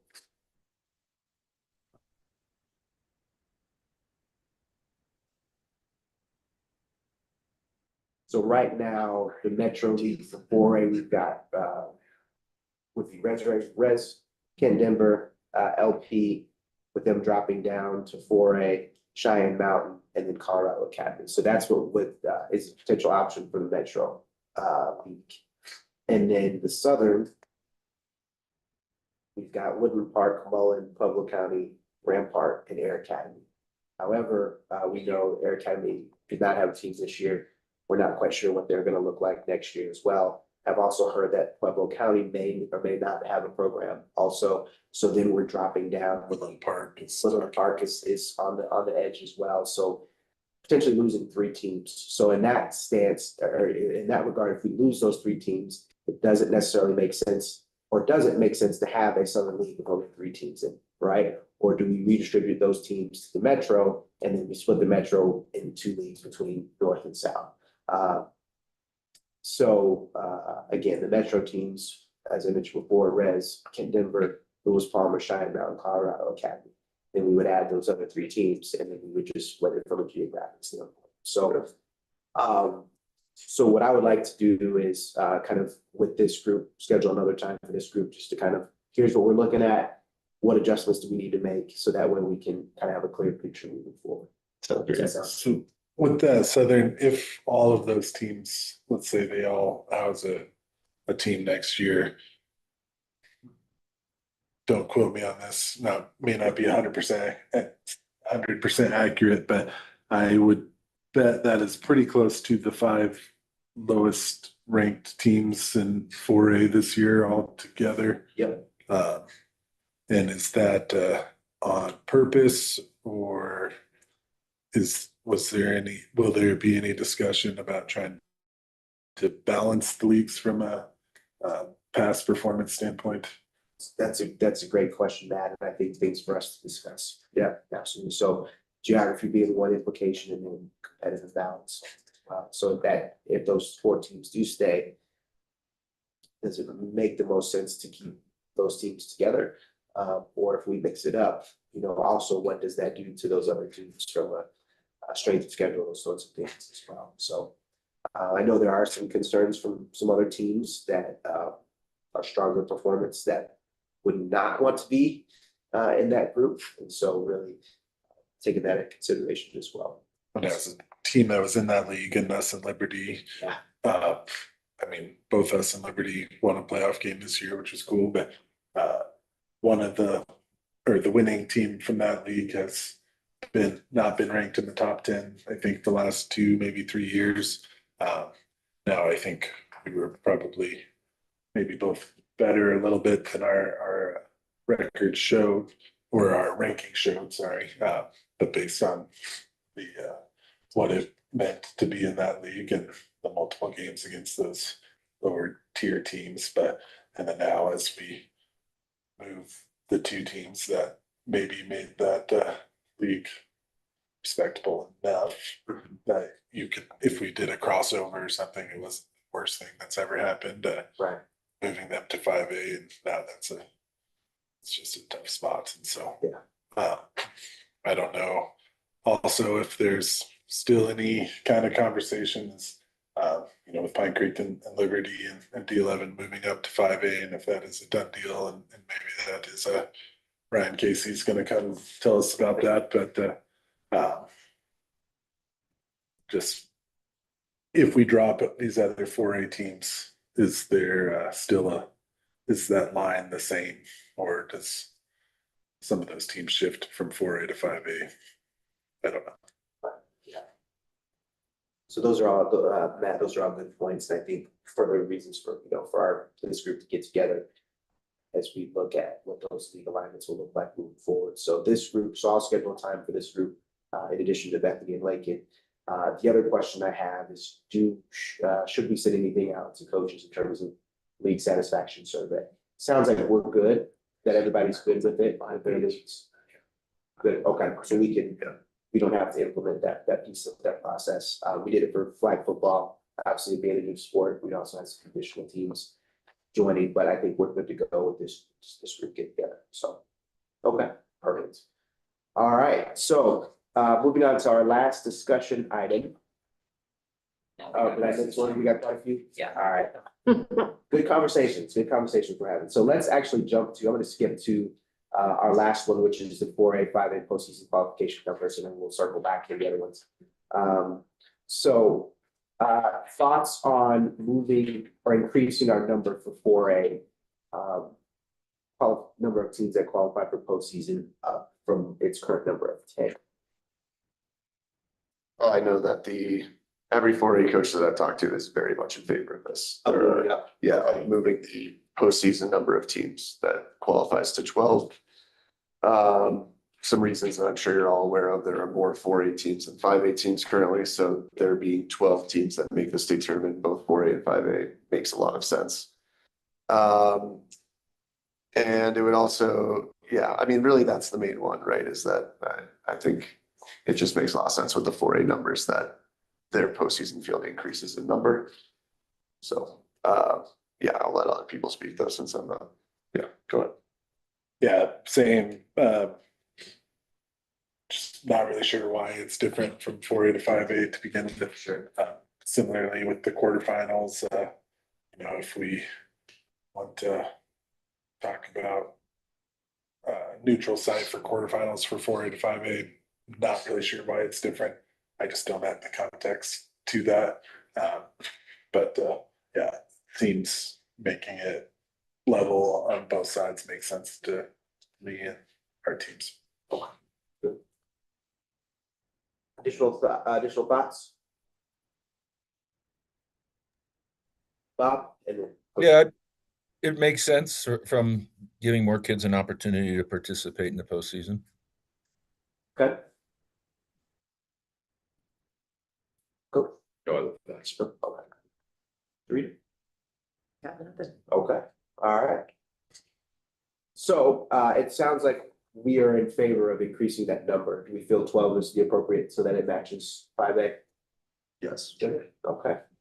All right, so we will increase that to 12. And that'll be in effect for this upcoming season. Does that need to be a official voting Vote. and then brought to legislative council since it's changing the postseason format? I think so. Yeah, I think so. Since we are modifying the actual postseason playoff, which will be reflected in the bulletin. Yes, we will. So Tarita, if you are okay to take us through the voting process, and then we will add that to our committee report and then legislative council. Do we need a motion for the Yes. change for 4A?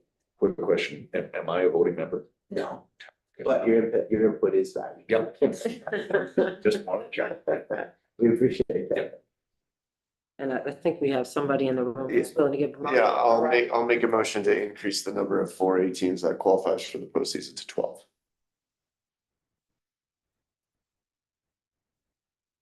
Second.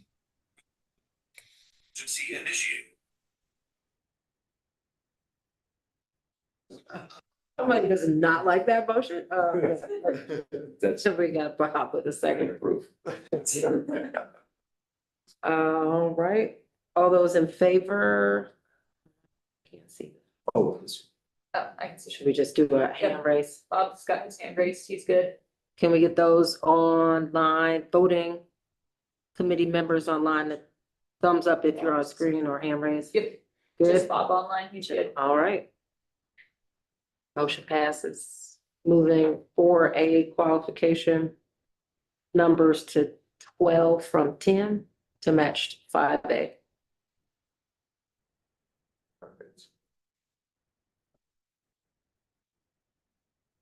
Okay. Thank you for that. And then, I think this is our last, discussion item. So 4A finals. So had some good conversations, with a couple of our ADs that asked about the potential of moving 4A finals from a Monday to a Saturday.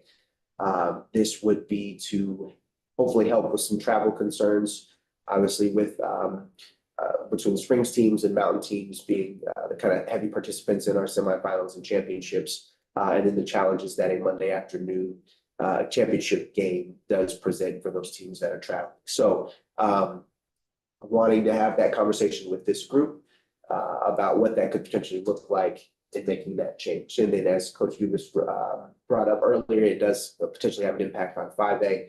Even though the majority of the conversation is on 4A, it does impact 5A. So one of the things that I will share with this group, I may have shared this earlier, but so from a scheduling standpoint, so we would be looking at first round games for 4A being on the 12th and 13th of February, with quarterfinals being on 18th. And again, this is 2027, semifinals being on 19th. And then the championship for 4A being on the 20th. And then that would also coincide with the 5A semifinals and then 5A championships being on the 22nd. So as you can see, 19th, 18th, 19th, and 20th, those being 3 consecutive days for our 4A programs, which is not something we do currently. You know, obviously that will have an impact on the student athletes' bodies, especially if there are overtimes. We were very fortunate this year that we only had 1 overtime in terms of quarterfinals for us. So You're welcome. Very fortunate to that. However, that's usually not the case. So we're looking at a lot of wear and tear on the student athletes over those 3 days. So I think the other piece too is the ice, the venues that we utilize for that, that should be part of the discussion. So I will stop there. Thoughts from this group?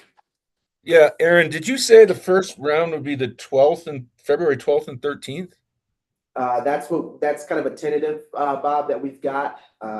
That's because the NFHS is moving back a week. Yes, so NFHS is moving back a week, so that's a big kind of factor in that.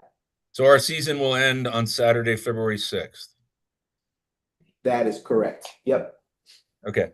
I mean, this is an argument to allow quarterfinals to be hosted by a school. I mean, isn't there a way to manipulate that a little bit? I'm just looking at the dates here where you don't have to have back to back to back. Or is it just not possible? The quarterfinals are already on the Tuesday, Wednesday, right? That is So it'd correct. be the Tuesday, Wednesday, and then were they thinking semifinals on the Friday? So semifinals should be, I mean, if possible, would be that Friday. So then it'd be back-to-back semifinals, Semifinals, championships, championship. Friday, Saturday. Okay, I misheard you then. I'm sorry. I thought you said the 18th would be quarterfinal day. So that was one of the options, Bob, that was proposed, but not anything. Particularly if we can keep them away from 3 straight days, we would do that. We would want to do that. So that 18th for 4A quarterfinals was kind of a suggestion, but nothing that we would necessarily have to go with. Although no matter Yeah. how you slice it, the 2 championship teams are going to play 4 games in 7 days, right? If I'm looking at the calendar right. Only 3 of you have a bye. Yeah, if you have a bye, 3. But they'll play, the bye teams will play 3 games in how many days? 5? About 5 days. That seems pretty aggressive to me. But maybe it's not avoidable. Well, this model was proposed by a 4A coach who looks at what Minnesota and their state high school hockey tournament has and likes their model, and they do their quarterfinals on Thursday, semifinals on Fridays, championships on Saturday. And so I think that's one of the reasons why he proposed it, at least for 4A. Yeah. Mm-hmm. Does seem tight with weather and things like that. Like we had our first round game supposed to be on one day, but then snow and Crescent Butte. We ended up pushing that back, and so what? I don't know what the backup plan would be, especially with how much travel.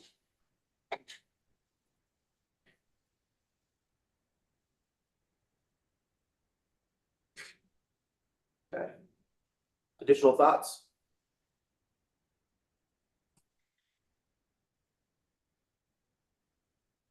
So I guess let me ask this question in terms of, do we feel it is a significant, not necessarily disadvantage, but challenge for our 4A championship to remain on a Monday?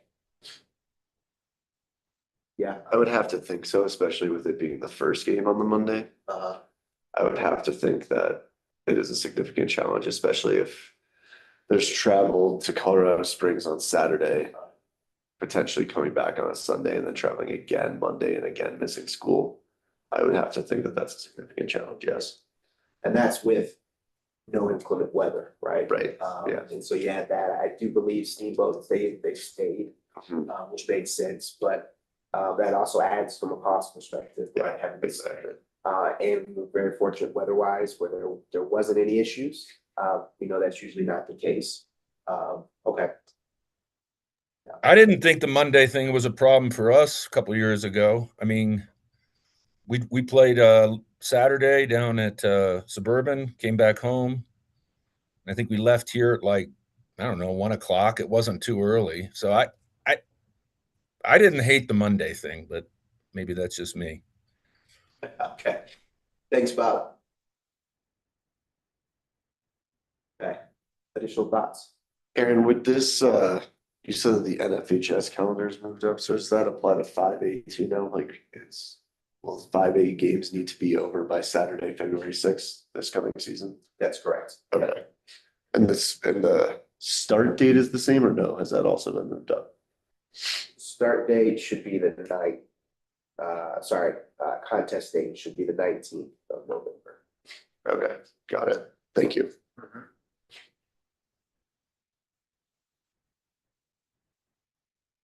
So if we were able to, we'll have to look at days and things like that, but do we feel an absolute need to move 4A championships to a Saturday? I think that's question number one and part number one to address, and then we will need to look at obviously the implications on 5A, and then do we do, the 4A, 5A, so pair the 4A championships with the 5A semifinals, or do we need to look at 2 separate venues, for both of those? Based on the feeling that I get from the 4A coaches, I would say that moving the 4A championship to a Saturday is a necessity. Yes, there's a very strong need To do that. to do that. Yes, would be my opinion. I mean, I feel like you're not going to get the quality of hockey playing 3 days in a row. So you're not going to get a genuine, in my opinion, a genuine championship game. I also think we never do 3 games in a row, or at least we don't. Maybe some people do. I mean, we're doing something totally different for the championship that we never do during the regular season. So I guess maybe I'm just not getting it all, but and also I hate to use the L word, but it feels like a liability thing in some respects that we're going to have kids go play 3 high-level hockey games in 3 days. And what was the total? Potentially 4 in 7 days, or 5 and what is it? 1, 2, 3, 4 in 7 days. I don't know. I'll just keep thinking about it. Bob, those are good, I mean, those are great concerns, and things for us to make sure we're thinking through. 2 parts to that. One, as we mentioned before, the wear and tear on the student athletes' bodies, especially if that's not something they're used to doing, that they don't do that in the regular season. And so asking them to do that in the postseason is definitely something we need to make sure we're talking through and considering. That is a big challenge. Coach Dumas, in your conversations with the coaches, is that something that is, well, I'm sure they probably didn't talk about because we didn't have the dates lined out, right? But, do you see that? And obviously you've got George in the room too, but from a coach's perspective, asking them to compete 3 days in a row, what are your thoughts? I think that I completely understand the argument that it would be a grind and tiresome for the student athletes and maybe for the coaches alike. I totally understand that. At the same time, I think it's important to note that this kind of schedule, especially in a tournament, is not in any way abnormal in hockey. For example, at the national high school tournaments, you play 3 games on 3 days in a row, similar to what we have here. On the 4th day, if you keep winning, you would play 2 games. So now you play 5 games. Playoff round. Yeah, Playoff playoff round. 5 games in 4 days. Championship is the next day. 6 games in 5 days. And that's at the national tournament. So while I do understand, and George knows better than I do, how much of a grind that is for the players and how physically demanding it is, I also think that there are precedents set in a lot of hockey tournaments all over the country that it's not abnormal in any way. When you say hockey tournament, though, are you talking about club hockey or high school, sanctioned high school? Well, this is the high school national tournament that I was speaking about. Yeah, gotcha. Yeah. It doesn't persuade me. I mean, again, we're not club, and if one of our kids got hurt on Saturday, seriously hurt after playing 3 days in a row, I can just tell you in my community, we have parents that would have a big issue with us asking their kid to do that. The last 2 years, we have done a Plains versus Mountains tournament, I guess you could call it, which is during the regular season. That is true. Summit and D11 both participate in that, where we play Thursday, Friday, Saturday, 3 games in a row. Try to mitigate some of the traveling back and forth and all that stuff. So I could see for sure if Steamboat has to come to the Springs and then stay in hotels for 2 days before you play again, like that is a pretty significant cost. So I mean, we have done that the last 2 years in the regular season, and I don't think it's been any catastrophic injuries or stuff like that. But yeah. No, that's a good point because we played in that. So thank you for setting me straight. You're right. And again, the reason for the proposal, part of the reason for the proposal, I believe, is because of the tremendous success that the Minnesota State Hockey Tournament model has had for decades and decades. And every game is sold out now, 19,000, 20,000 people per game at the Xcel Energy Center, whatever it's called now. Yeah. But, I'm sure that there's concerns about kids playing back to back to back consecutive days. But I think that's certainly not as much a concern as the kids who get a chance to play in that tournament. So I understand the issue with the playing on consecutive days, but as Michael has pointed out, when you go to we've actually played in the USA Hockey High School National Championships a number of years. 3 years ago, we won it and had to play 6 games in 5 days. in order to be able to advance to the championship game. And that's just kind of an understanding in our sport, at least at the high school level. Even the Avs played 5 of 7 this week. Yeah. Obviously NHL is different in Olympics, but Appreciate you following along. Yeah. Let's go Avs. yeah, absolutely. Is Travis still recording?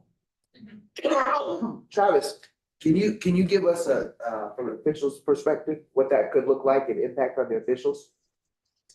Please. Well, I mean, I think that everybody's making the good point, right? Like we do when we work AAA tournament, the national tournament, districts, it's the same situation where we have you know, a lot of games in a very short amount of time. So it is something that's very, I guess, normal in hockey. I think for the officials, I think that I don't see an issue with making sure that we would have the same number of officials available to work games and working hard at not having you know, duplicate officials throughout the like semis and finals, etc. Thank you, Travis. I'm gonna check on one thing real quick, so I'll be right back, but Drew, you might grab any final thoughts on this one? I will check on something real quick. All right. No problem. Any additional discussion? Here, any considerations? Question for me, so if we had what's being suggested here, 3 consecutive days for 4A, do you think that it'd be preferable that 5A follows suit with that as well, or just sticks to what 5A is currently doing? I know Fort Collins to Colorado Springs is a haul, but it is not Durango to Denver or Steamboat to Colorado Springs or anything like that. So I think the travel is more of a concern in the 4A level than it is for 5A. But I don't know. I think that there is some interest amongst the 5A coaches if this goes through for 4A, the single site idea and potentially it being in the Springs. There is some interest from the 5A coaches to have our semifinals moved more toward the metro area. South Suburban Sports Complex as an option, DU if it were to be available. Even something up north like the Westminster Promenade has been mentioned in the past too, as you know, a very nice 3-sheet venue with stadium seating. Anyway, there is some interest there. You know, I like Matt said, I don't think that people really complain as much about making it to Colorado Springs because it's not that far for us. So it's, you know, it's not a lot of complaining necessarily, but there would be some interest in moving that semifinal more toward the metro area for sure.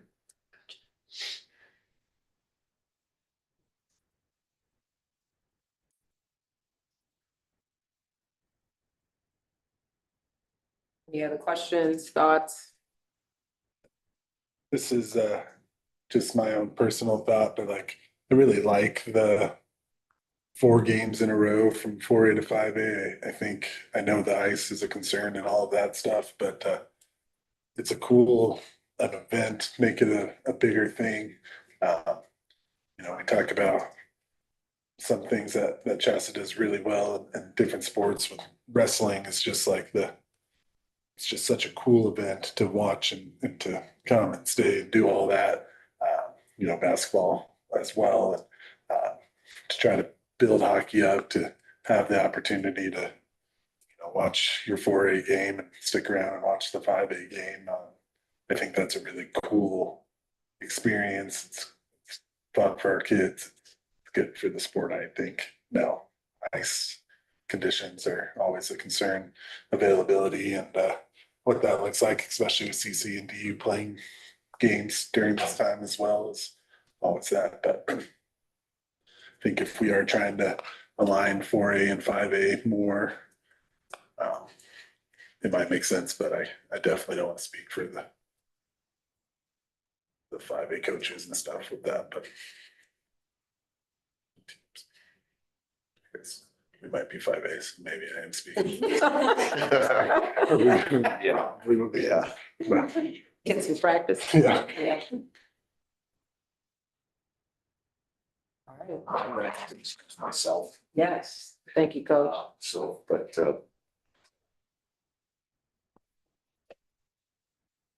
everyone's good. All right, No emergency. That was just a drill. okay.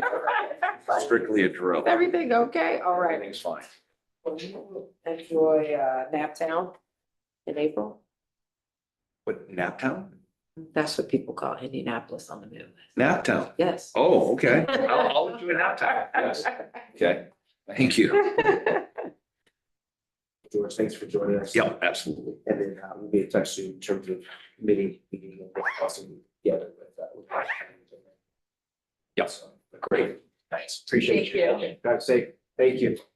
All right, so thanks everybody for that moment. So what we will need to do is if, as a committee, if we feel that we need to move forward with putting a vote in on the championship game to a different date, we'll need to vote on that as a committee. I should say also keep in mind, I asked the committee to keep in mind that we need to make sure from a building available or venue availability standpoint. So we will need to have essentially 2 days back to back at the venue, which would be at Robson at the moment. So we need to make sure that we can do back to back days at Robson. So that's just something for us to make sure we consider. So if we do feel like we need to move forward. Back to back for, are you thinking just 4A or both 4A, 5A together? So if we do 4A, 5A, well, either way, we would need back to back, right, at Robson. If we did one night for semis and the next night for championships So championships, before, we'd want to be at Robson for 4A and not DU? that was the other part of the consideration was having championships be at Robson. In conjunction with 5A semis. So that's if we were to So do. then would we split up venues for 4A and 5A then? Like 4A being down in the Springs for both semis and the championships, then 5A being DU for both semis and championships? That could be an option, yeah. So if we were, so to your point, Colette, if we were to do semis and championships down in Colorado Springs at Robson for 4A, and then if we were to do semis and championships for 5A at DU, or if we were to do 4A semifinals and championships at Robson and semifinals 5A at Robson, and then keeping DU on that Monday for championship for 5A. So that's another option too. Yeah. Okay. So But overall, the consideration would be for the championship for both 4A and 5A to be on the Saturday now and not the Monday. So I think, if I'm understanding, I think just 4A being on that We Saturday. had a conversation anymore. Oh. While I was gone, yes. So, where are we at with that, I guess? Sorry, go ahead. I mean, we just talked about aligning everything together. If just with the other things that we've talked about, and maybe that would be a good thing. Obviously, is the arena available would be the biggest question for that. And if the answer was yes for some games and no for some, then I think that would make sense to split it up like that. But yeah. Aaron, have you guys done an analysis of how this would impact revenue? Because I know that's a big part of this. Great, Bob, great question. We have not yet. That would be something we would need to talk through with our CFO, and what that would look like. We don't, so a couple things to that, Bob, just off the top of my head. Looking at 5A, looking at the numbers between this year, 4A and 5A. So obviously this year we had a Springs team and a Mountain team in our championship for a 5 o'clock, 5 p.m. start in Denver, so numbers weren't great. So we would hope that moving it to a Saturday may increase those numbers. For 5A being at 7:30, we had Cherry Creek and PSD. Our numbers were fairly strong, but again, you've got typically our 5A teams are kind of coming from that area with the exception of PSD, right? And even PSD traveled well, 7 p.m. game, 7:30 p.m. game, excuse me, on Monday gave them some time to get down there. So yes, there will be a financial implication to any of these changes, Bob, for sure. Hopefully hopefully it will improve attendance and then also from a financial standpoint. So are we, am I hearing that we should be also talking about moving, or we should also move 5A championships to a Saturday as well, or keeping those on Monday? That has not so much been discussed, at least not with me, moving the 5A championship to a different day or to a different venue. I haven't heard anything negative about either the day of the week or the venue for the 5A championship game. Okay. So then that means we'd be hosting on that Saturday, semifinals for 5A at one venue, and then championships for 4A at another venue. Possibly, or all at one venue. So. So the 5A semifinals and then the 4A finals after. Yeah. So that's an option. It's, so the option would be, so let's take Robson, for example. So instead of it being semifinal Saturday at Robson, it's 4A championships and 5A semifinals at Robson. It would actually be one fewer game. Right, what you do already. Yes, yep, absolutely. And then we would keep 5A championships on that Monday at DU. Right. And then the day before on the Friday, the two 4A semifinals will be at Robson. At Robson, yep, gotcha. I think that would solve the travel 4A problems. I think you would have the big event between the 4A state championship and the 5A semis, so that would be great. Keep the DU proximity to the traditionally better 5A schools, so I think that makes a lot of sense. Okay. I'd be curious to see what the financials are on that shift though. Give me 1 second, let me see but yeah, so. Yeah, I'm gonna check on that, see if that, either way. So what we'll need to do is, as soon as I get back, we'll need to probably vote on that, because that'll have to come, would be a recommendation from the committee. Contingent upon availability of venues, because that's a huge piece, we need to make sure that the venues are available. So let me just check on the financial piece real quick. Should we hold on? Can we hold on a vote until that information is available, or should we vote on the consideration? Could hold. I think he might be going to see if Sarah knows anything right now. So we'll see if she comes back with any information. Yeah, I'm not comfortable representing mountains on this topic. I'd really like to be able to Yeah, I feel like there's solicit some more feedback. discussion. Mhm. Before a vote goes to the table, I think so. I think there's definitely time. I need to find. I can't remember off the top of my head when proposals are due for sports, but as long as there's discussion before that, I feel like it's the 20th. I could be wrong. Yeah.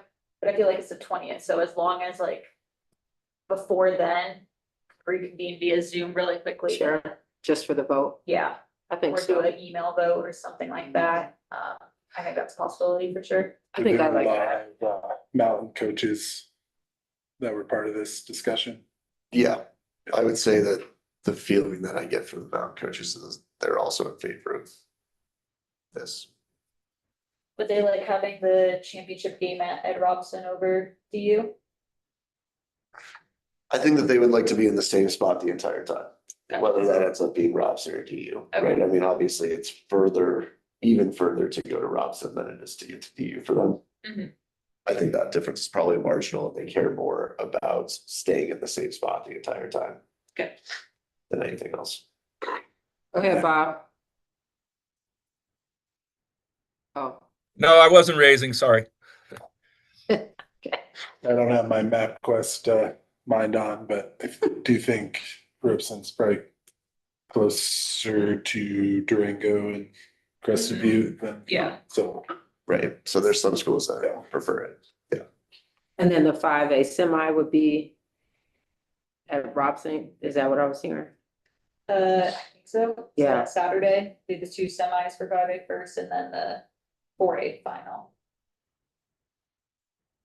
Yeah, I would love some discussion before this Mhm. goes to vote, and just pulling some more voices in would be helpful. I think 2 weeks, we have some time to have some people touch base, and then probably do like just an email vote if we can. Mhm. I prefer that. And even the financials, I think they take more than Sarah. Sarah's amazing at what she does, but it might take a little bit longer to really get a grasp of what's in front of us, and availability, I don't know how quickly we can get that information. My understanding is that Robson is available on these dates. Yeah, I don't 19th, think 20th. Ed Robson should be any sort of issue getting that. Okay. And then we've done DU for the 5A finals on that Monday for a while now, so I don't see that being. I think A major availability is gonna be issue okay. That's not an issue. Yeah. Okay. Is there a price difference between the two arenas just to rent?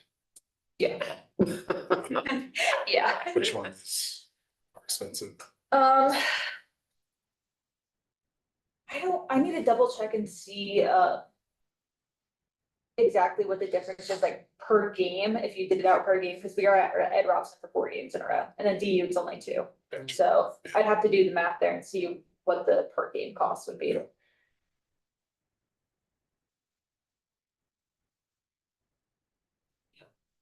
Okay.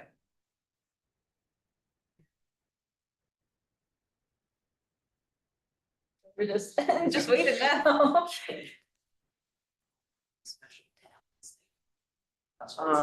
Yeah, I don't want, and we're tiptoeing into being just over 2 hours too, so I don't want to push Yeah. people's schedules too much further.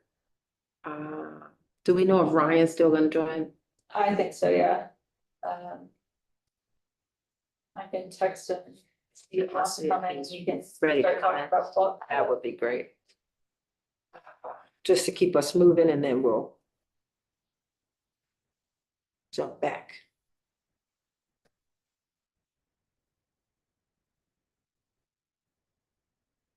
I texted him, so we'll wait. He's the expert with clock, rankings, all that stuff. I can't help there. And then Matt, did we, I know a couple of the things you mentioned are Ryan. Yeah. Casey things, but was there anything? else? Yeah.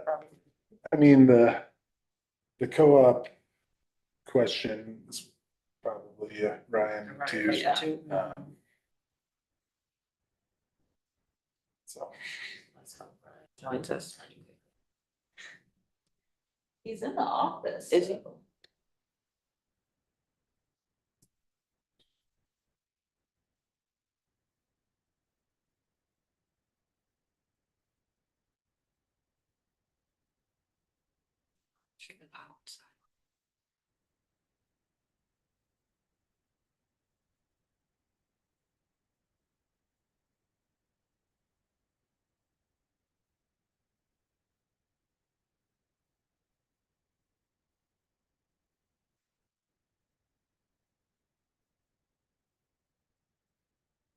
Aaron is gonna join us again.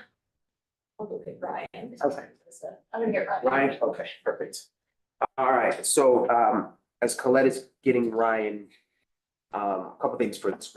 One, I think there are from a financial implication standpoint, and then also from a facility availability standpoint, I think there are a lot of things that we need to kind of work through and make sure are in alignment before we make this decision. So my request would be to table this for this year and then be able to come back to it next year. But that will give us an opportunity to look at the specific financial implications for, because we're talking about, we have to essentially rent Robson another entire day for that, and then also depending on what we do for 5A. Also, the other piece is availability. We'll need to make sure that we've got availability. As you all know, Robson and DU, great ice hockey programs.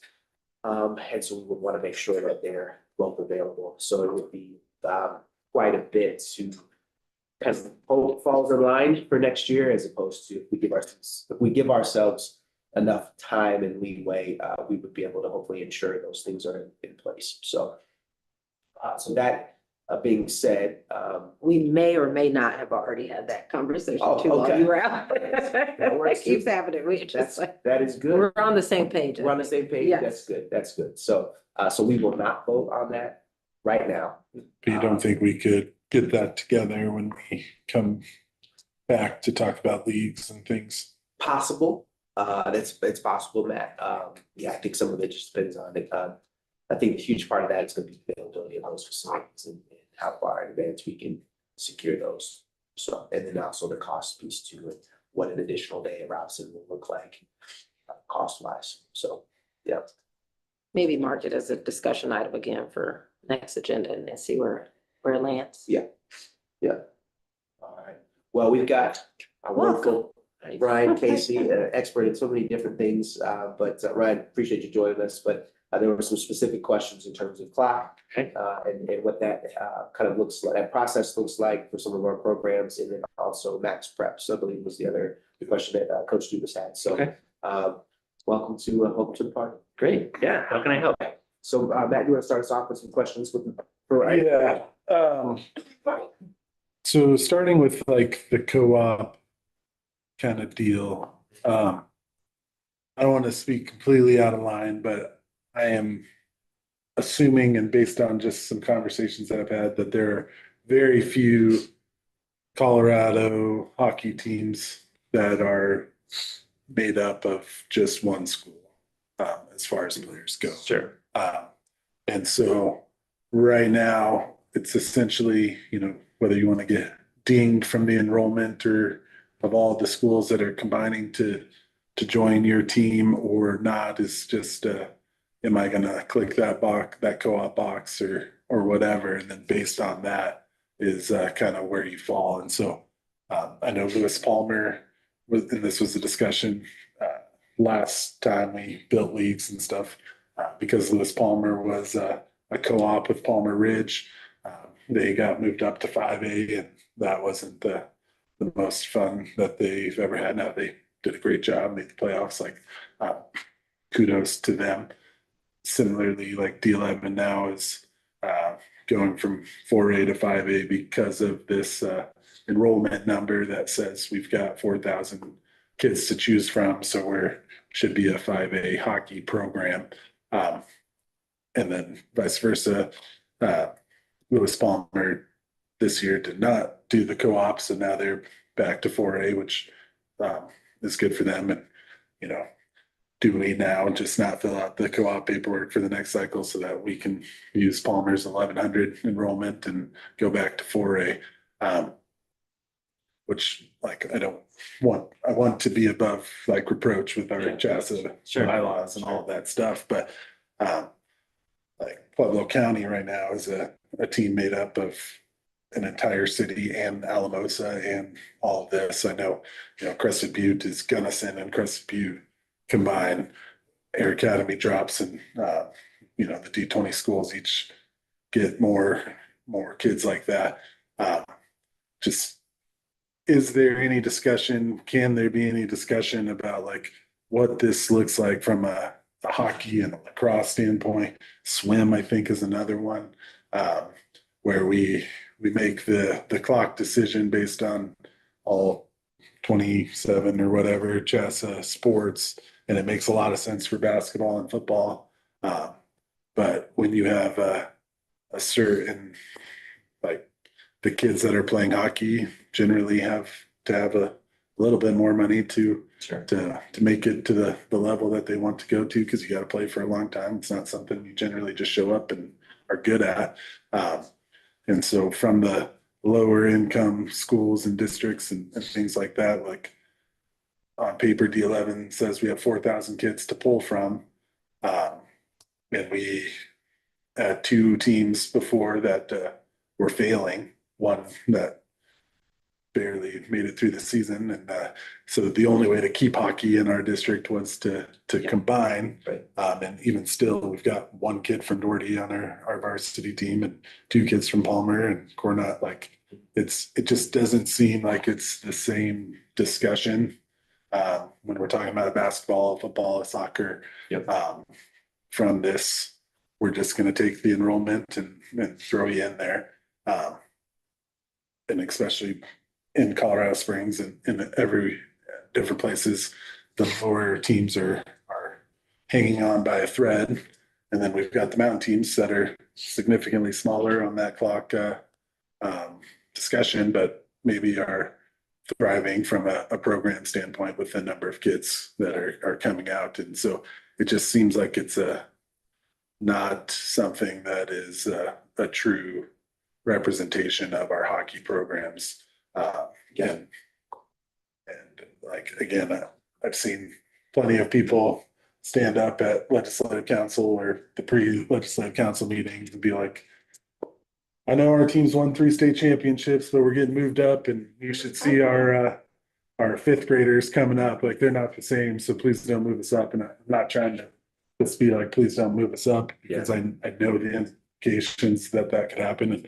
And hopefully we could continue to grind and continue to grow. And there's always got to be the worst teams in a 5A and Dawson, 4A and all that stuff. But I'm just not sure it's a great representation of that AD happened to click this box. And if they did, because, in 2 years, if we were not a co-op, our team would not change at all, but we would probably move back down to 4A and similar with Lewis Palmer that got moved up and then that back down. So just. Yeah, so this has been a discussion. In fact, we had something come to legislative council or was going to come to legislative council, got pulled before, which was to count district teams essentially as co-op teams. That in itself is complicated to try and figure out who is a district team, because essentially with state law being the way it is, kids are allowed an opportunity to participate. So I do hear you that it is true that if you check that box or you fill out the form, in this case, co-op, you're now 4,300 kids, whereas there's other programs that maybe are 20,000 kids and their enrollment is listed as 1,500. So I do think that we want to align how everyone is viewed. I think probably the best way to do it is to have everyone fill out co-op forms. Now we can't force people to fill out co-op forms. And there's also complexities there of, some kids with the way that where they live, they want to participate over here. And if they co-op with this school, they have to participate over here.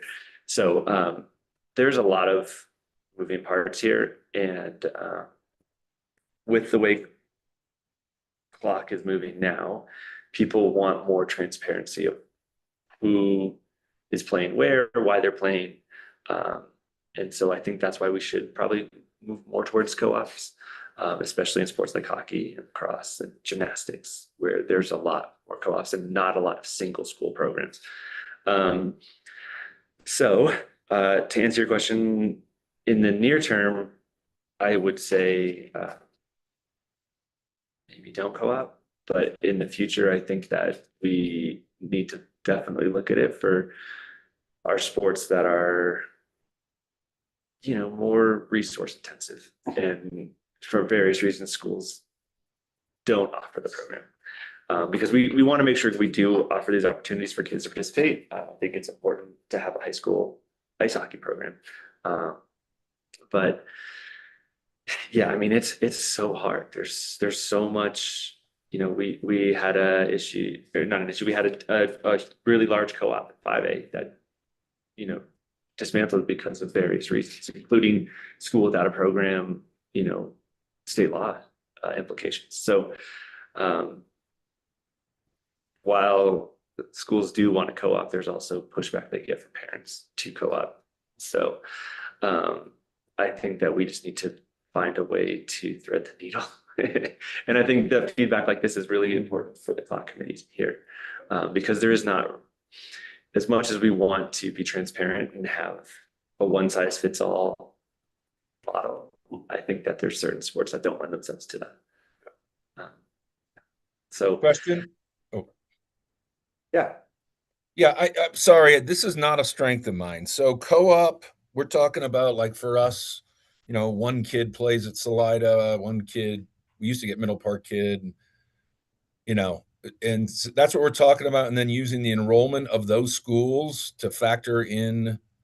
correct. So in D11's case, it's every single school in that school district. Mhm. All of their enrollment is being added up to right around 4,300 students, which Yep. is above, way above the cut line of 1,500. Mhm. Even though we have a school that has nobody playing hockey. Right. A school that's spring one. And so, Yeah. We made the decision to, when Doherty and Palmer combined, because Doherty didn't have enough kids and things like that to move forward.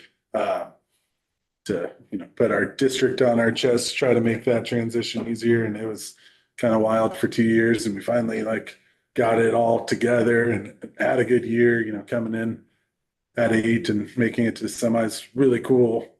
And now it's back to square one. But Who initiated this? Was this you guys at CHSA, or coaches brought it up, or for counting all those, the 4,000 enrollment? But co-ops have been around for, decades. So, Yeah. but in this specific case, it was the district that created the co-op. Okay. Yeah, and it seemed like that's what the right thing to do was. I would agree. Yeah. But I guess now we're being punished for it, and I get it. I understand that maybe Cheyenne Mountain is all of Cheyenne Mountain students, and that's awesome for them. And saying we're a super team because we're the district, and some of the mountain schools coming down and just being like, explain how this works. Yeah, totally. And then it's like, well, it's pretty much the same as what you guys are doing with the Salidas and stuff. We just filled out that paperwork. And so I just, looking at, and I know this is not really a space to talk about my individual program, and we're representing all of it, but I think the ripple effects too of, moving out some of the Colorado Springs schools and into 5A, and what that means for that league that may cease to exist now, and all of that stuff is all kind of connected. So I just don't know. Yeah. Do we disband the co-op and go back to? It's hard because I do think that transparency of these are the schools that make up the programs is important. And I also, Bob, just so you know, to the advantages to a co-op are you can find formalized finances, you can formalize transportation. There's a whole bunch of stuff that you can do that you can't do under a co-op. So there are advantages, to forming a co-op versus school without a program. And there's also advantages to doing school without a program, maybe a little bit more flexible. So yeah, I don't really have great advice of which path to take, but I do think it would probably be in the best interest of the membership if we had more formal co-ops where they exist. And then I think, so now transitioning to our clock line and the cutoff from 4A to 5A, if those schools from Colorado Springs don't make it, or our JV program, or don't come back after folding, would that change anything from those lines and the 4A, 5A split? Would anything? As it stands right now, they're set and approved by legislative council. So in order to change those, you would have to go back in front of legislative council to change. And the only opportunity at this point is April, before the season starts. And I think that deadline for submission is coming up real quick. So no. Yeah. One more question is D11 and the Poudre School District that they're in the same boat then with this? Correct. Yeah. So Correct. every school in that, I don't know how many are in Poudre District. Probably not as many as D11, or is Probably it about the same. Well, Is Poudre had, just based on the clock numbers, Poudre had a pool of 10,000 Yeah. kids. I Yeah, think. but I think roughly the same number of schools involved. They just have Okay. more students at their schools. Yeah. Gotcha. And if we really wanted to look at, I don't know what data point you'd want to look at, but the kids able to play hockey from the resource and financial standpoint compared, and the kids that are coming out for hockey, what the programs look like. I mean, we haven't even talked about JV programs, but they are falling off in, especially south, every year, and there's less and less JV programs. And so trying to figure that out and how do we get kids games and it not cost $1 million to And not play at go to 45 at night. Right. Yeah. So I don't know.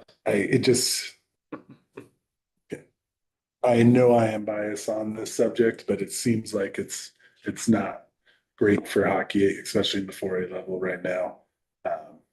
Across the board with just what's happening. So And trust me when I say you have a hockey advocate. I grew up playing high school hockey myself. I understand the complexities of the what it takes and when you play and everything. So I know that hockey's in a special boat. We appreciate that feedback. That's good. And then I think our other question, Ryan, was on max preps. Is that right, Coach Dumas? Yes, that's correct. And really, it's just, confirming that the state tournaments will be captured using will be max preps and then really what that. I know it's proprietary information is what we're always told, but if you have any insight as to what that algorithm looks like. No, I don't. I mean, it's RPI, but exponentially more layers because it's a national rating. And the important thing is we've been using max preps as 50% of the rating right now. So we're just moving towards 100% of it. It does take into account margin of victory. It's capped. I don't know what it is off the top of my head. I do anticipate that the board of directors is going to make that public at some point for every single sport. But let's just say it's 3 goals. If you beat someone by 6, it doesn't matter. Right. It counts as beating them by 3. Yep. So yeah, there's positives to that, which is data is more accurate. There's negatives, which means if you're up 2 goals and the game's in hand, you might push for a third. So, I think that hopefully everyone does the right thing by kids, but the more data you get, the more accurate it is. Yeah. So I mean, really is the only difference that you're aware of between max preps and Shasta RPI that there's a margin of victory and even then it's capped. So I don't know how much of a difference it makes, but. No, there is also, let's say 2 teams play. What max preps looks at is what should the result of this game be? And it's down to like, this team should beat them by 1.5 goals. Okay. If the team beats them by 2 goals, that's advantageous for the team. If they lose to that team, they underperformed essentially. So it's expected performance versus actual performance. Okay, very good. Now we don't know what You don't know. what that is, though. you should beat them by this many goals, but Right. that's how the ranking works. Okay. is there any, I know there used to be, and I think there's not, but like a 4A playing a 5A team, there's There's no classification modifier. That said, typically the 5A teams are stronger than the 4A teams. And so there would be an advantage to playing a 5A team as a 4A team. If it's not a 5A team, that is way less.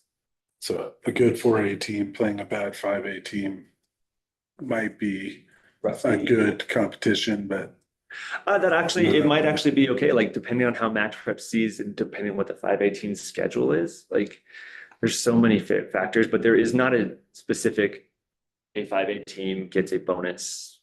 It's just in general, 5A teams are better than 4A teams because they pull from a larger group of kids, et cetera, et cetera. So that's just, if you look at the state ratings, you'll see usually a group of 5A teams at the top, sometimes a 4A team, so in general, 5A is stronger than 4A, but there's no specific factor for that. Cool. Anything else that or is that about it?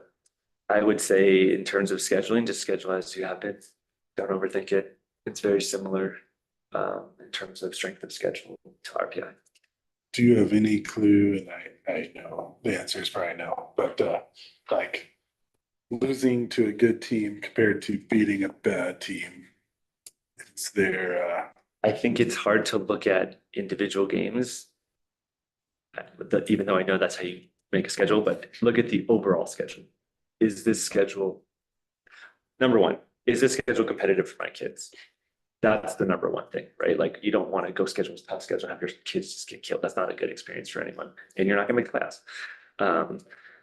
I think if you look at the schedule as an entire body rather than like, so if you have a team that is especially geographically, like travel, like take all of that into account, balance it with a good team over here.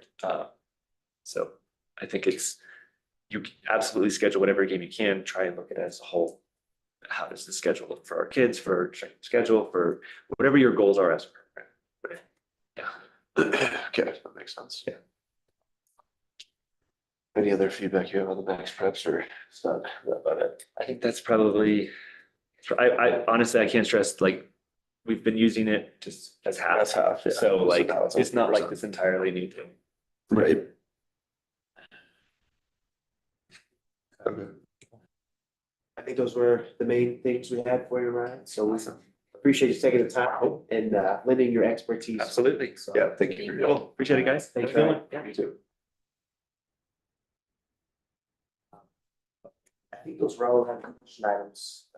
Those were it. Yes? Yep. All right. Well. I'm saying Mickey Mouse song, but now it's time to say goodbye. Fred. Do we have a motion to adjourn the meeting at 11:31 a.m.? It's been moved and seconded. All in favor? Think so. Unanimous. I don't think there's any objections to that. Good. All right. We have a motion to pass that will adjourn at 11:30 a.m. today. Thanks, everybody. Thank you, guys. Thank you. Thank you.